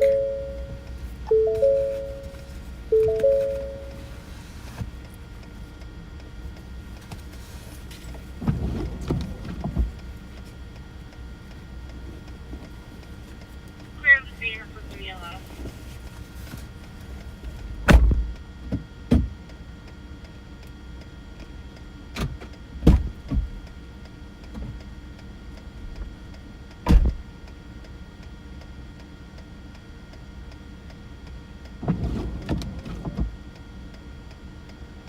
Alright, no weapons. And your color was a TX. Were you ready for that? I have it.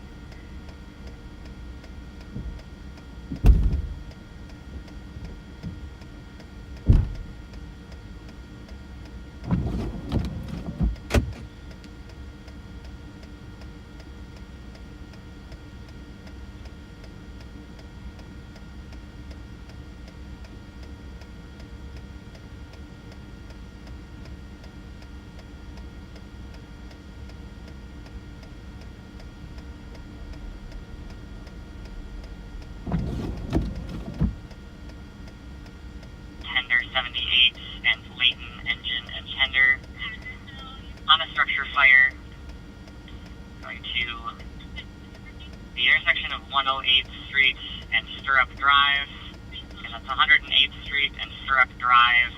Unknown exact address. Caller believes there's a barn on fire. Flames and smoke seen from the road. Does not believe it's close to the house. Dispatch clear at 1806.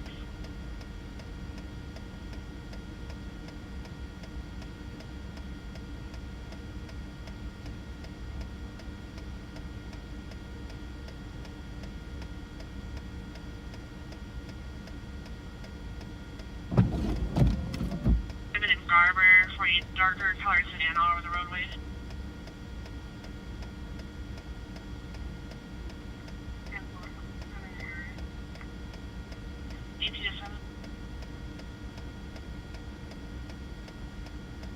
Anyone, can you advise Life? They just drove past us.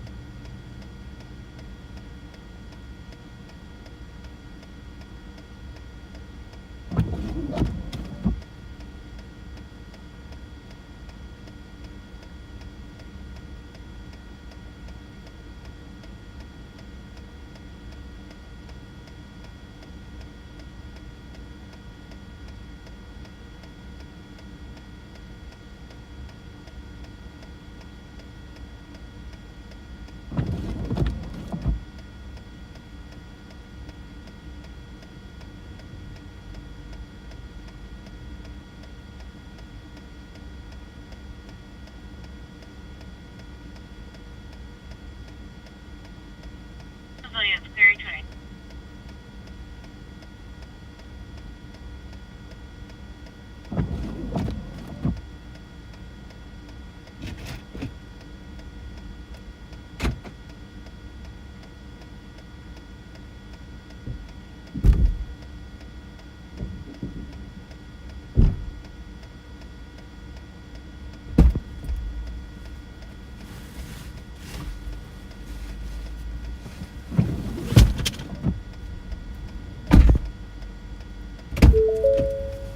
Alarm cancel and ready to terminate.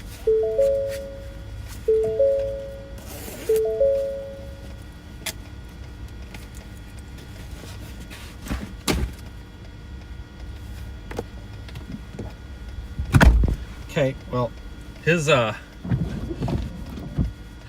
buddy's up there now in that truck, and he's just gonna give him a little tug just to get in the parking lot. Something must be wrong with that. Operations -1.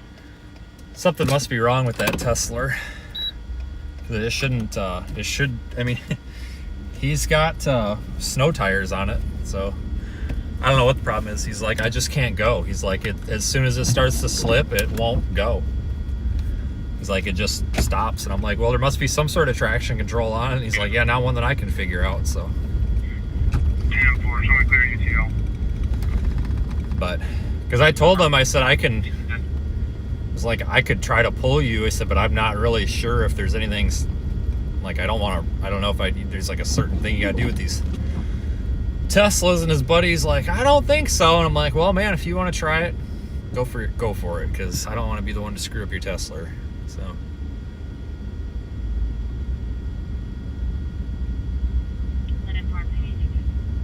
He's not stuck, folks. He just can't go. Like, something's not right, because it shouldn't be like that.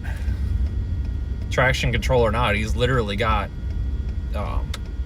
Hakkapeliitta snow tires on it. Like, it's the best snow tire you can possibly get. It ain't something's just not right.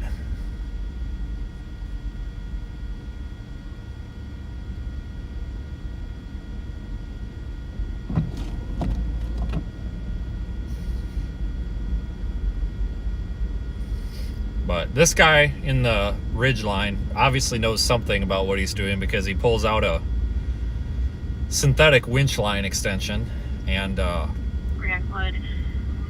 Yankum soft shackle. So he obviously knows something what he's doing. I mean, it's a little confusing because he's driving a Ridgeline, which means he probably don't, it's a Ridgeline, but he seems to know something because he's got good recovery equipment. So, and he's got a winch line extension, so he must have a winch.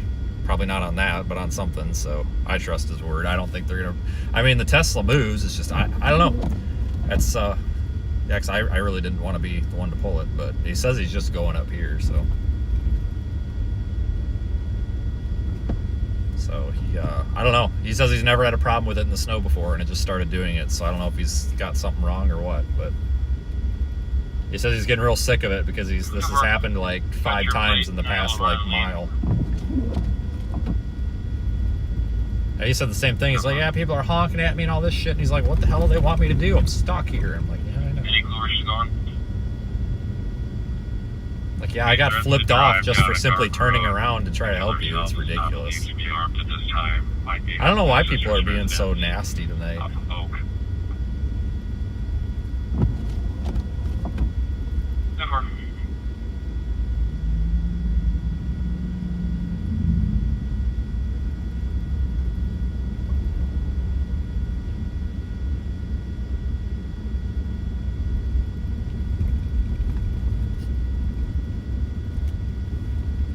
So thanks for joining, folks. We're going to work our way back into the heaviest snow band, maybe up toward Muskegon a little closer.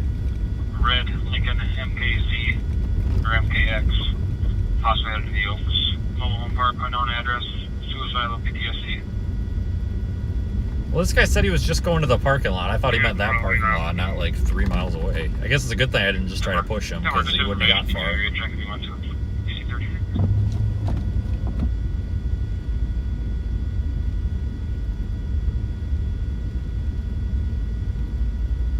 Yeah, his battery's not dead. I mean, he's driving fine. He was driving fine, so. And the guy's not an idiot either. I don't think it's user error, so.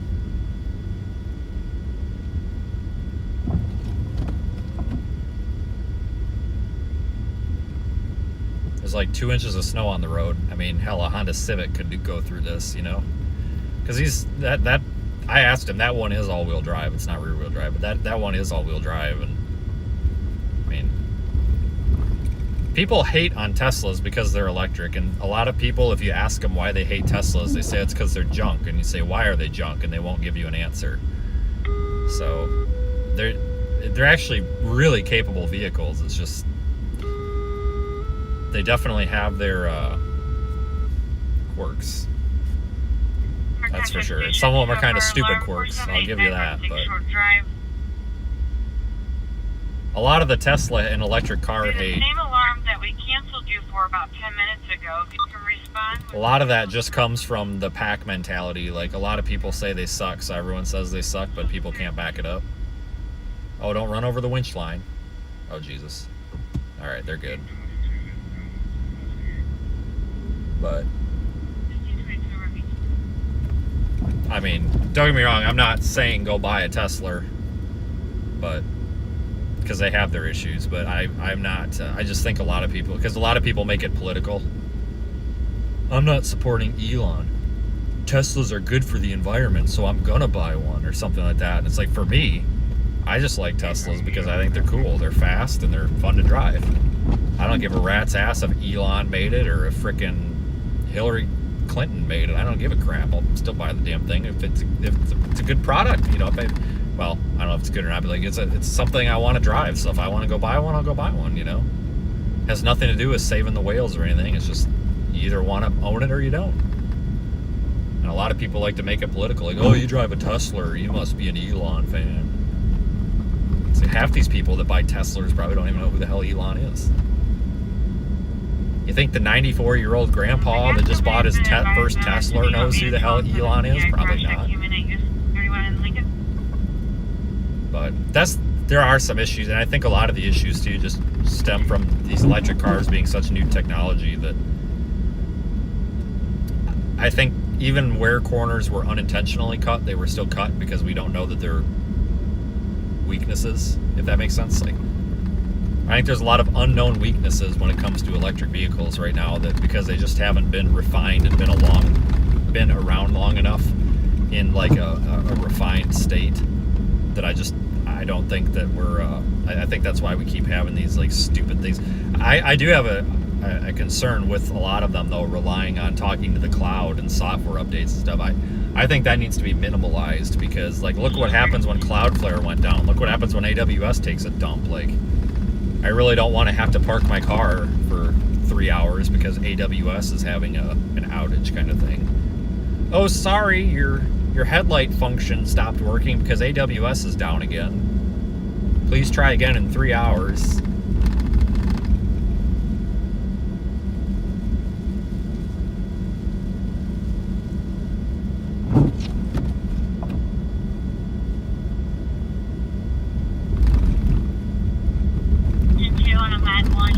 do like the electric F-150s. I just don't like that the range on them sucks. If they would figure out a way to get more range out of them than 150 pathetic little miles, I would honestly be all for it.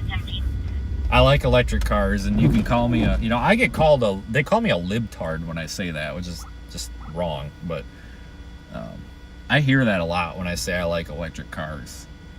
I don't know what electric cars has anything to do with who you vote for, or don't vote for, technically, but it's like, I don't get it. Like, so it makes me a bigot, which I don't even know what that is. I'd have to look it up. It makes me a bigot and a Nazi and a libtard if I want to buy an electric car, apparently, which is just beyond stupid. That doesn't even compute.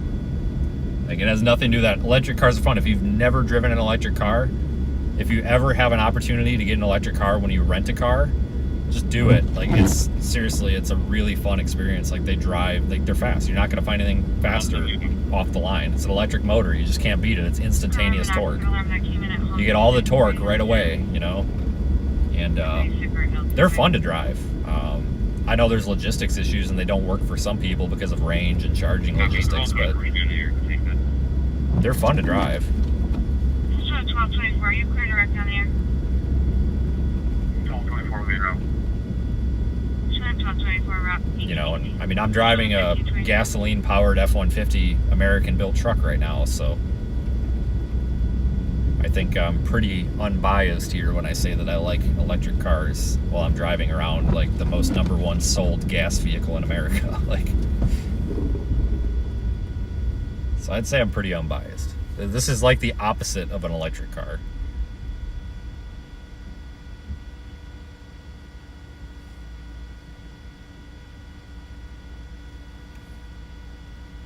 We did drive through here earlier. This is exactly the route we drove. To investigate. Why are you honking? It's a red light. Units at the station, please. Up against the station 1819. Oh my god, why aren't you going? Well, maybe it's because of the red light. Cripes. Still saying up to a foot of snow. 1271 on scene. I believe it. Look at the way it's coming down.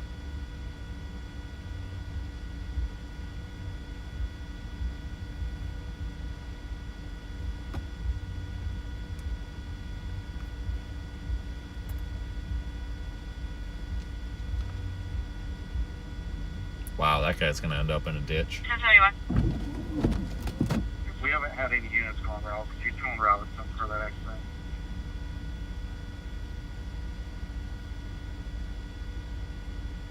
Be a property damage now. The patient doesn't need medical. Are you sure? Not far. Disregard.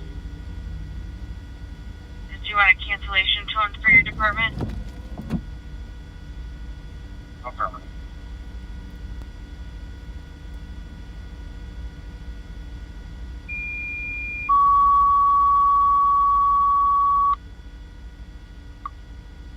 Cleveland Township units reference the PI will be a property damage only for US 31 and Lincoln Street. You can disregard at 1821.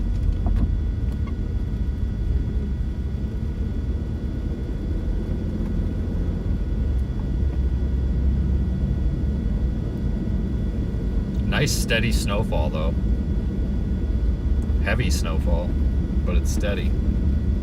Right. 10-4 just canvassed Heil from Dingle to Brooks and back. I'm glad I came out, guys. This is a good one so far. Oh, did you see that on the right? That dude just backed out of the parking lot and backed in the drainage ditch. It looks like he's getting out. Did you see that? Just went right up and over the concrete median thing there. Whoops.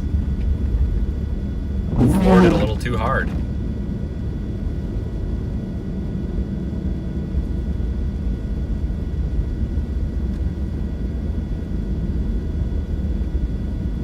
Yeah, we probably want to go a little bit north and then toward, well, which we are going north, and then maybe toward the shore. Maybe get on 31. See what a mess that is. It's usually pretty crappy. You are too scared to storm chase an electric car. I can't afford an electric car. That's the main thing. You can't afford one. But also, there's just I wouldn't be able to charge it fast enough. It would just logistically wouldn't work.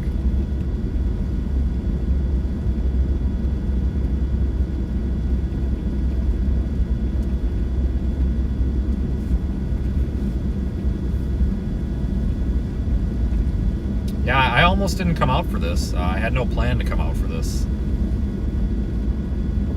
This just kind of popped up. It just happened, so. I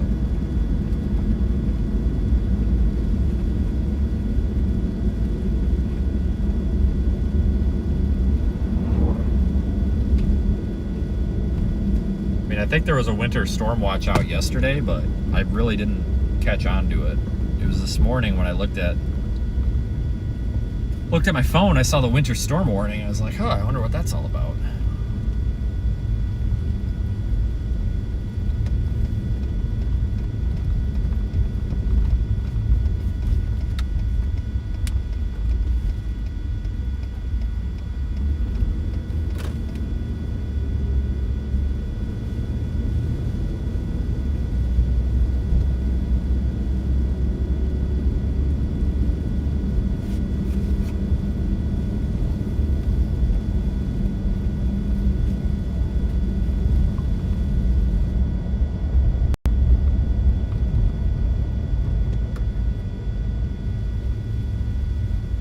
I go left here. Yeah, 231. No, not son of a bitch. I don't want to go to Grand Haven. Well. No, let's just go straight. I'm gonna panic and go straight. I need the GPS. Because that says Grand. I think that's 31 South. Operating limit. Not a good sign. 31 Snowier Avenue. 45-year-old female. Nausea and upper abdominal pain. Can you advise? Hold on. I'm here and I will be in route. Showing 971 around 8 Hold on, guys. This guy's. Okay. We just turn around here. I think it did want me to take that. I'm just understand, folks. I'm not familiar with here, and I don't know where these towns are. So Detours not recommended. sometimes when I'm not looking at the Google Maps, it's nearly impossible to go by signage. So it's better to be safe than sorry than end up going southbound versus northbound or whatever, and then ended up 20 miles out of your way. So.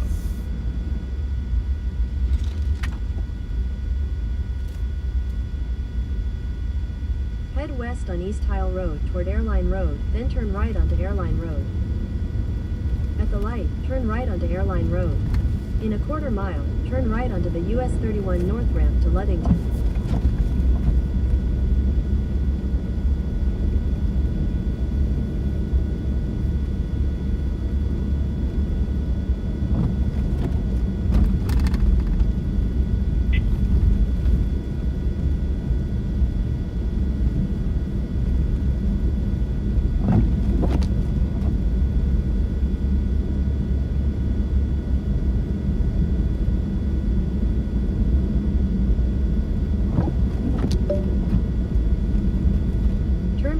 US 31 North ramp.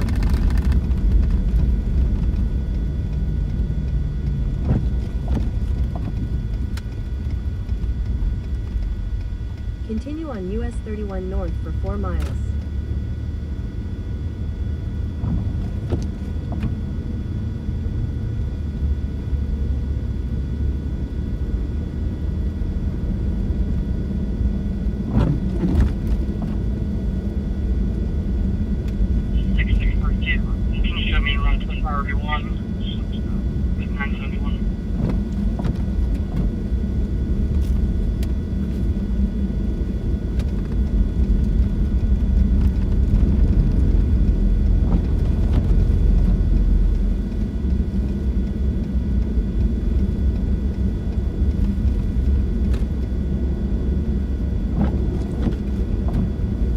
So we're going north on 31 right now, east side of Muskegon.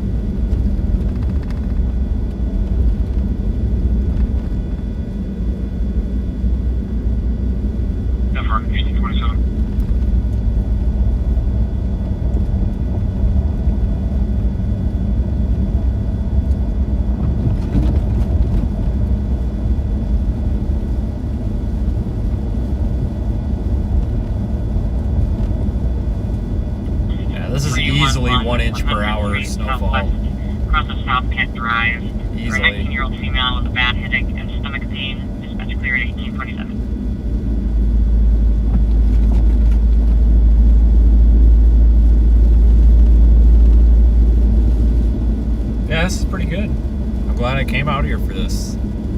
It was a little bit of a gamble because I knew there was a chance that we'd come out. This would be dog crap. But no, this is probably this is way better than yesterday or the day before yesterday it was. This might even end up being one of the better events of the whole year.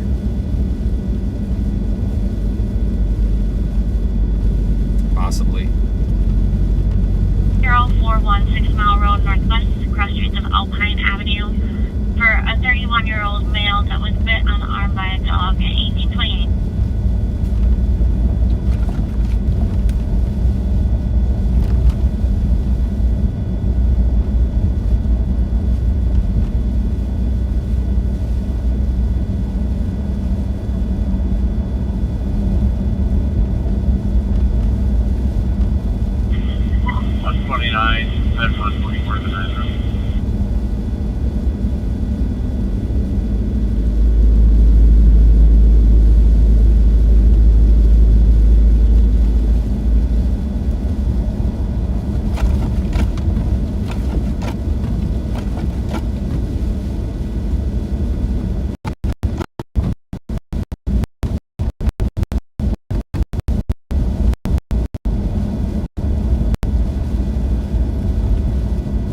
This has been a really steady snow though, like it hasn't tapered off at all. Accident. 44th Street Southwest and Ivan Rest Avenue. Again, that's 44th Street and Ivan Rest Avenue. We do have reports of a 55-year-old male with a hand injury and a vehicle rollover. Dispatch clear at 1829. It's just a constant dump of snow.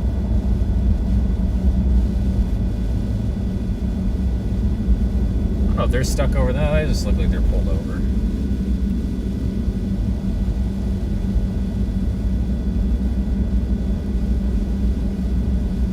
Wow, look at this guy. Look at it come down. That's crazy. Sam 1, Charles King 0.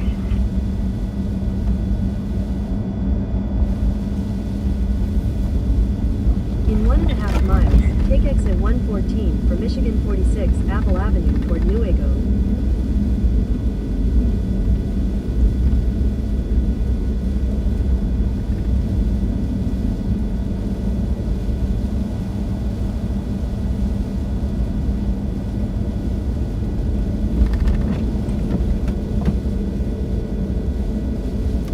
Turn Google off here. I don't need her anymore. We know where we're at.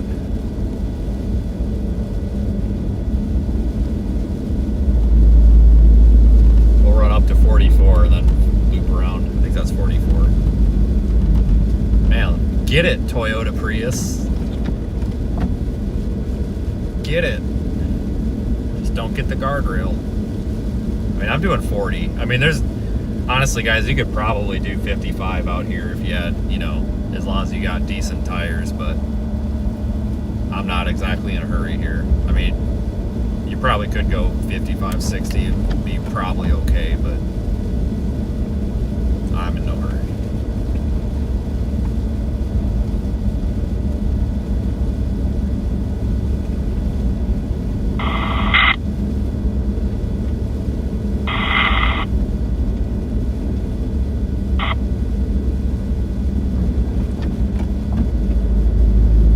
Entirely sure if I'm in the proper lane anyway. It's hard to tell. Yeah, this is great. This is the kind of snowstorm I like. I liked it the other night. The one in Wisconsin was great. Don't get me wrong.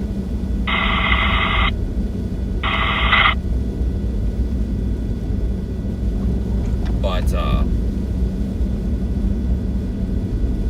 this is just a faster, harder snowfall rate.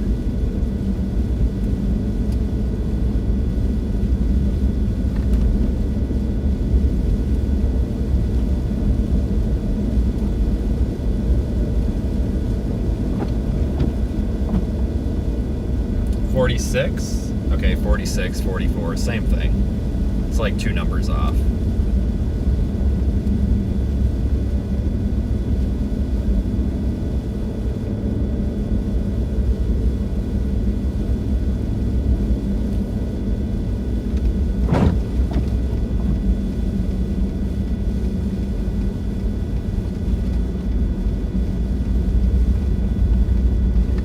where the exit is. I just know it's soon, so. Somewhere up here, maybe, today. Can't see it. There it is. Visibility's terrible out here. Right, 4 cars per million. 7 goes around. Same reason. Copy. What's the location on it? Stop hole. Kangaroo.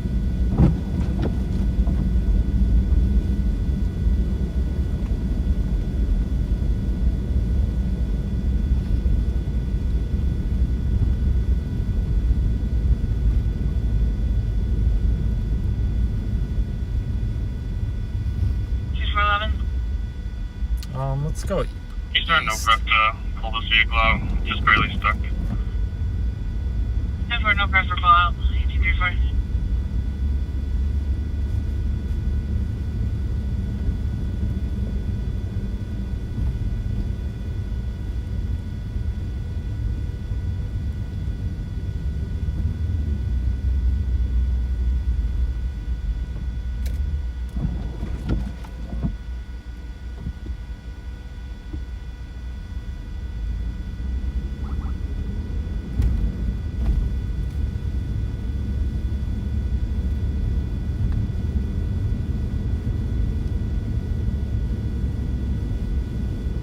Probably about to start seeing a bunch of cars getting stuck in these little driveways, you know, where you kind of dip down and then go up into the parking lot. Because, like, none of these parking lots have been plowed. Coming out with a Burgundy MKX at the end of Comanche Trail, south end.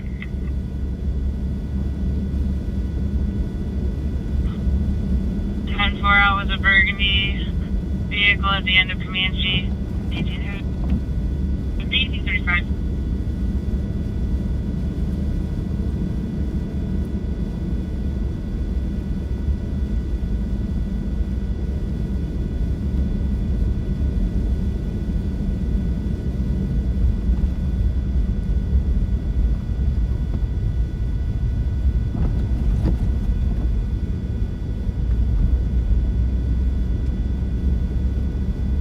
Visibility is going to be a problem here for people too, getting into wrecks and stuff because I can't see.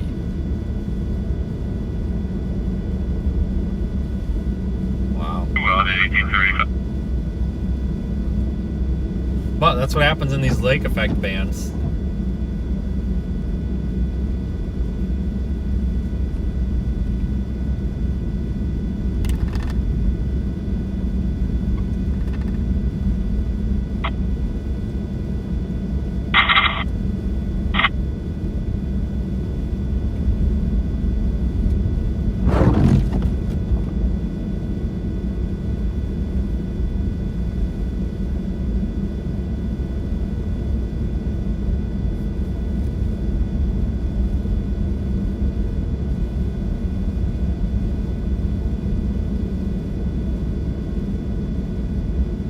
Watch this thing turn yellow. If it does, I can't stop. Yep, it sure did. I can't stop. Sorry, haters. Slide right through it anyway. Yeah, well, that car sure as hell didn't care. That car probably needs to slow down a little, honestly.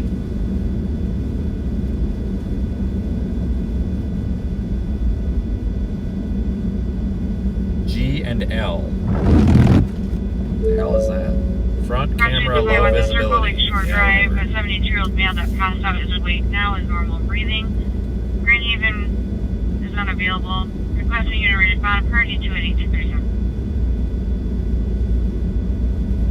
1837. We'll go down this road a little ways. It's a little less populated, so God, I'm getting sick of listening to that.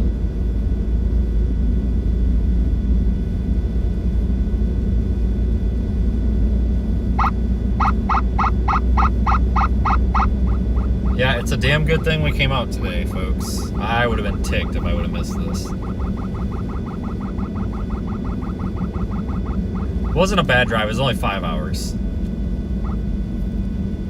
So, not like it was a big deal. Because I didn't leave until 11 o'clock? No, 10:30. I think I left at like 10:30 Central Time. So we're in Eastern Time right now. No, it was 11 o'clock. It was about 10:30 or 11 o'clock when I left. It wasn't that bad. Well within an afternoon's drive.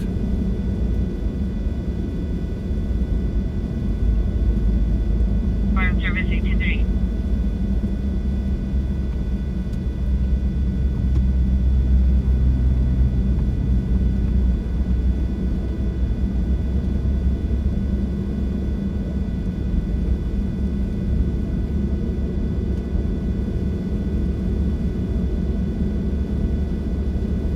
Alpha.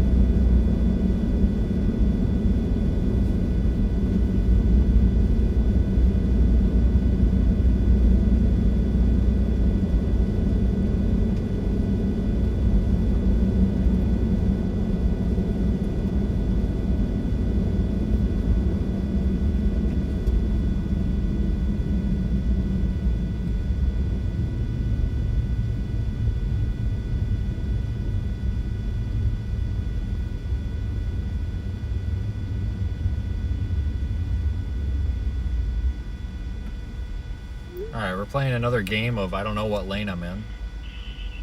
I might be in the turn lane. Attention, Whiteley Game and Serious One on I can't tell. transport from. I don't think I'm in a Showing lane. Road. I think I'm between lanes, but whatever. I'm gonna turn here anyway, though. I don't know if Okay, this is a turn lane or not, but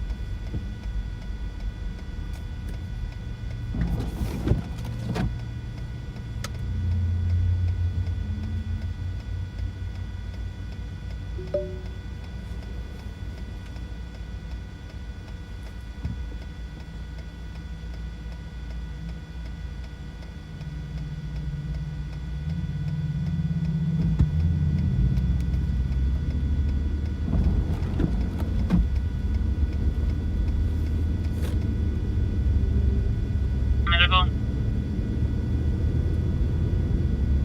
Cancel the ping. Conscious breathing mode. WRV 240. trying to let the wipers thaw out a little bit. Might have to get off and clean them, or get out and clean them off a little bit here in a few minutes.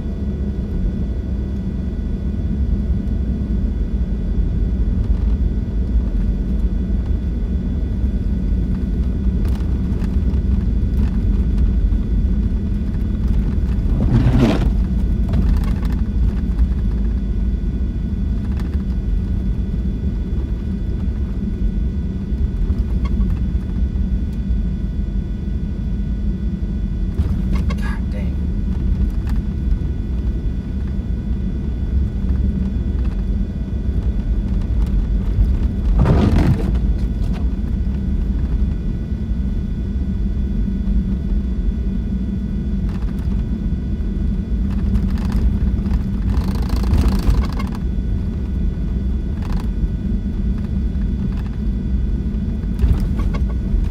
We're gonna make a little bit of a loop here and then get back on 31.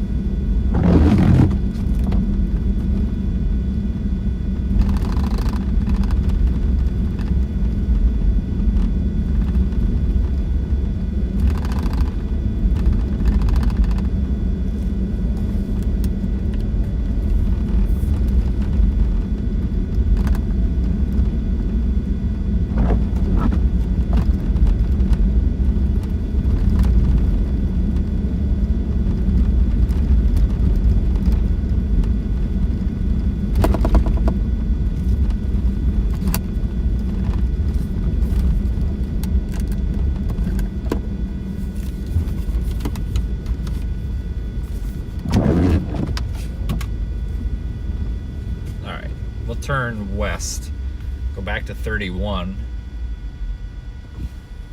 and go from there. First.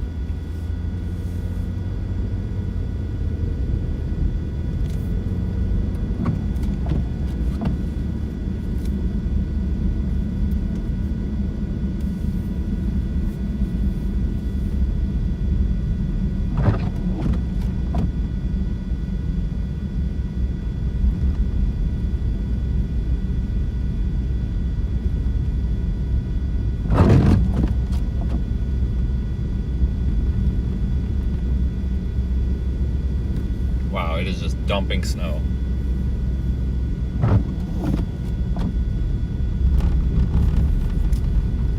That's awesome. Oh, home fry behind me. He's gonna ride my bumper even though I'm already doing like 40. Cripes.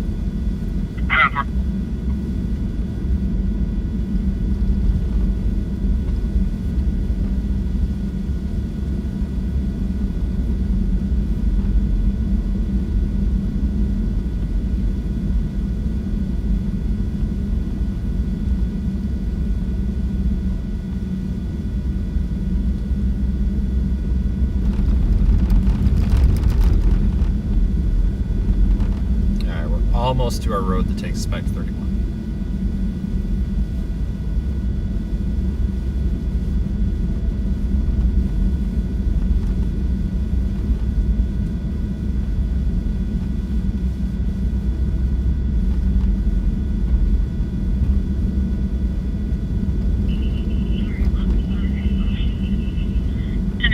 Township Station 1, respond on all my request for a lift assist. 3264 Evanston Avenue, 3264 Evanston, across the South Dangle Road and Sherrock Street. We'll need 2 people. Township 1 respond, 8046.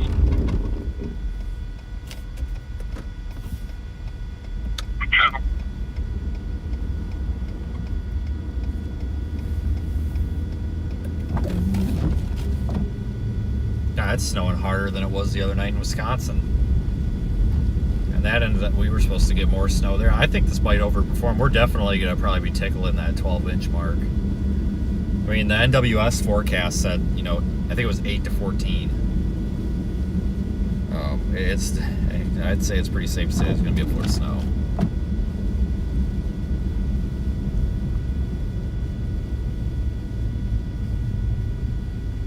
This should be done by morning. I think this is just a tonight thing. So somebody maybe correct me if I'm wrong, but I think it'll be done by morning.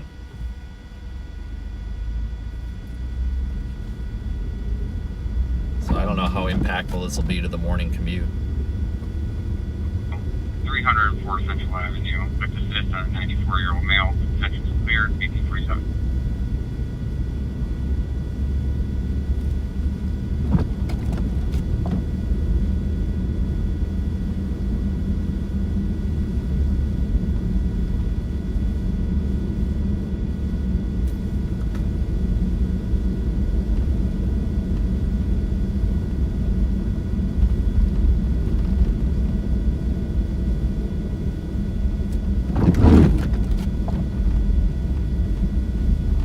Plowing the road or what this is here?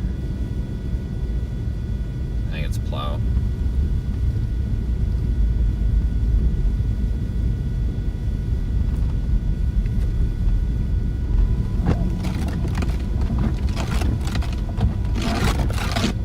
Yeah, I got a chunk of ice stuck on that wiper. I'm gonna have to get out of the gas station here and clean that off.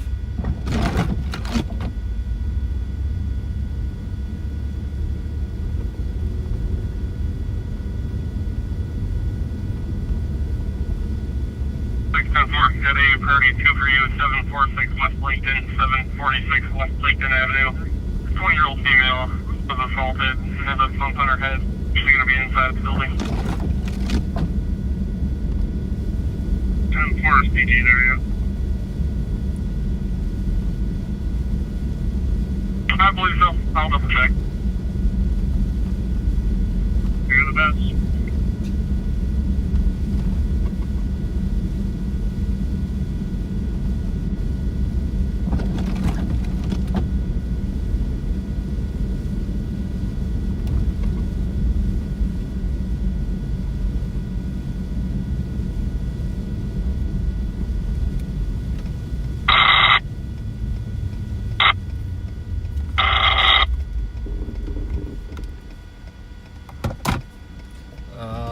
This way.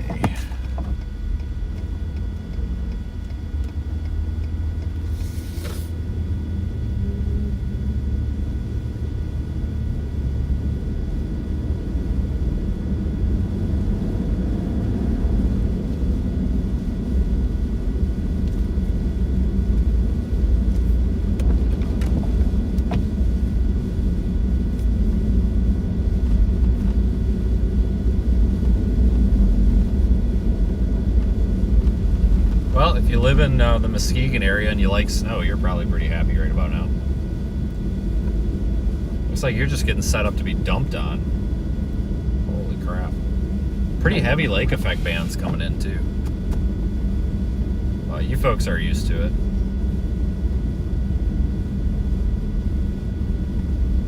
Happens a lot here.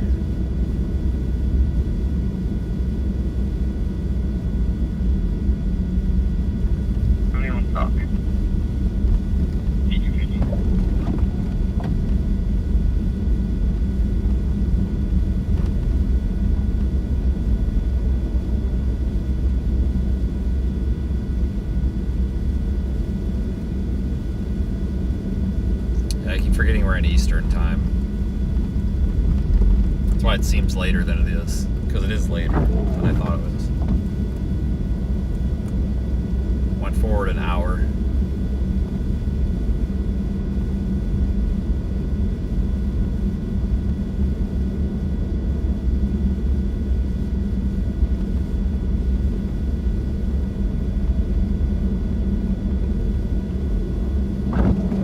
I might stop at this frickin' Arby's. Hold on, let me just cut across 6 lanes of traffic here. Nobody's coming, we're good. Oh, they got a Christmas tree. That's so nice. I trust this one. They got a Christmas tree. Sorry, I get canceled for saying that. Holiday tree. I'm just kidding. I'm not religious and I'm still saying Merry Christmas, so. Seriously, they came after me for saying that last year. Some people did. I'm like, Jesus, God, it's Christmas. That's just what it is.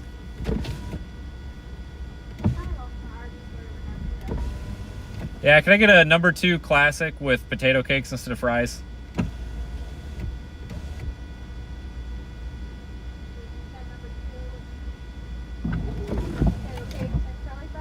Yep, and then just a Coke.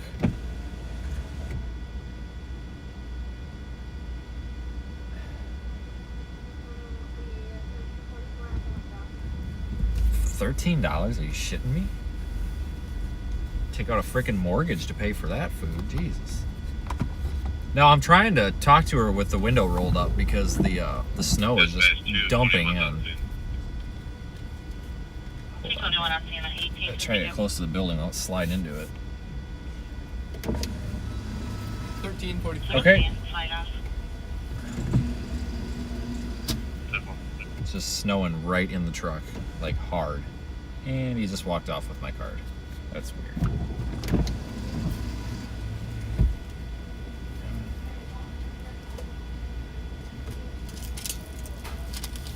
Alright, thanks. That'll be right out. Okay, that's fine. Yeah, I don't know what that was about. He just like, hold on. Yes, sir. Do you mind pulling to the door? Up here? Yeah, just Okay. Jesus Christ. So he walks, he looks at my card all weird and then walks over to like the manager and like shows her the card and she like waves him on. So what do we not take Visa now or something? it's not their fault. I'm just trying to not have my window down because it is the snow is literally just dumping in my truck. Like, I'm already soaking wet. Like, I know, like, that's how the drive-through works, is you have to put your window down, but it's like, you gotta be kidding me. Like, of all directions for the snow to be coming from, and it's going directly in my window. Like, you've gotta be kidding me.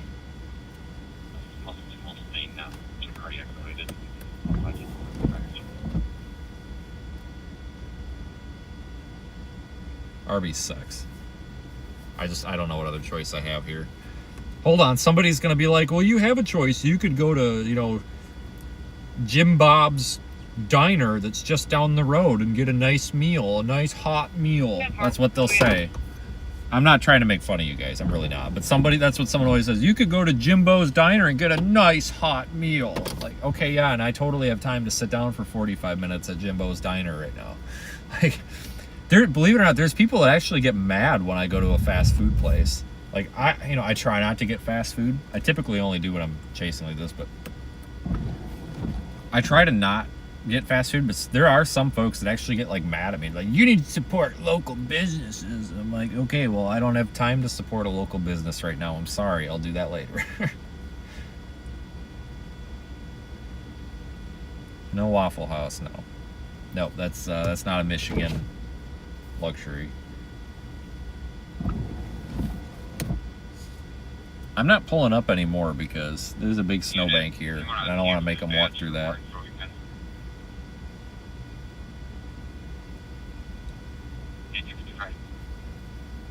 Is that what people normally do in real life, though? Or is that just an internet thing? Like, do people go up to their friends and be like, how dare you go to fast food? You should have went to Jimbo's diner. Do people do that? I don't have friends, so I don't know how this works, but it's like, is that really how it works? And then sometimes you get people like, you're giving yourself a heart attack with that slop. I'm like, I'm 6 foot tall. I weigh like 170 pounds, and I have no medical problems other than like a thyroid thing. Like, I'm fine. The shitty Arby's sandwich and the shitty hash brown potato cake thing ain't gonna kill me. We'll be all right, I promise. Maybe not, but I think we'll be okay. I'm being a narcissist. Oh, okay. Yep. I don't know what that is, but apparently that's what I'm being right now. Okay. I'm the chief of Skywarn. Show a little respect here, dude. Oh, the username has got oxygen. Well, buddy, you got too much oxygen. I think you can spare a little. Holy Christ.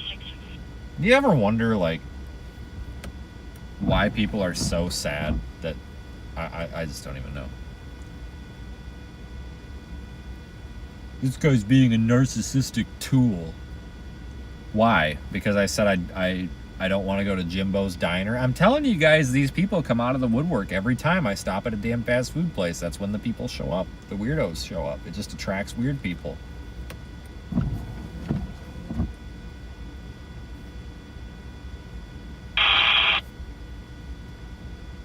Oh, I was way back in the chat. Okay, they might not have... that might have been a few minutes ago. Sorry.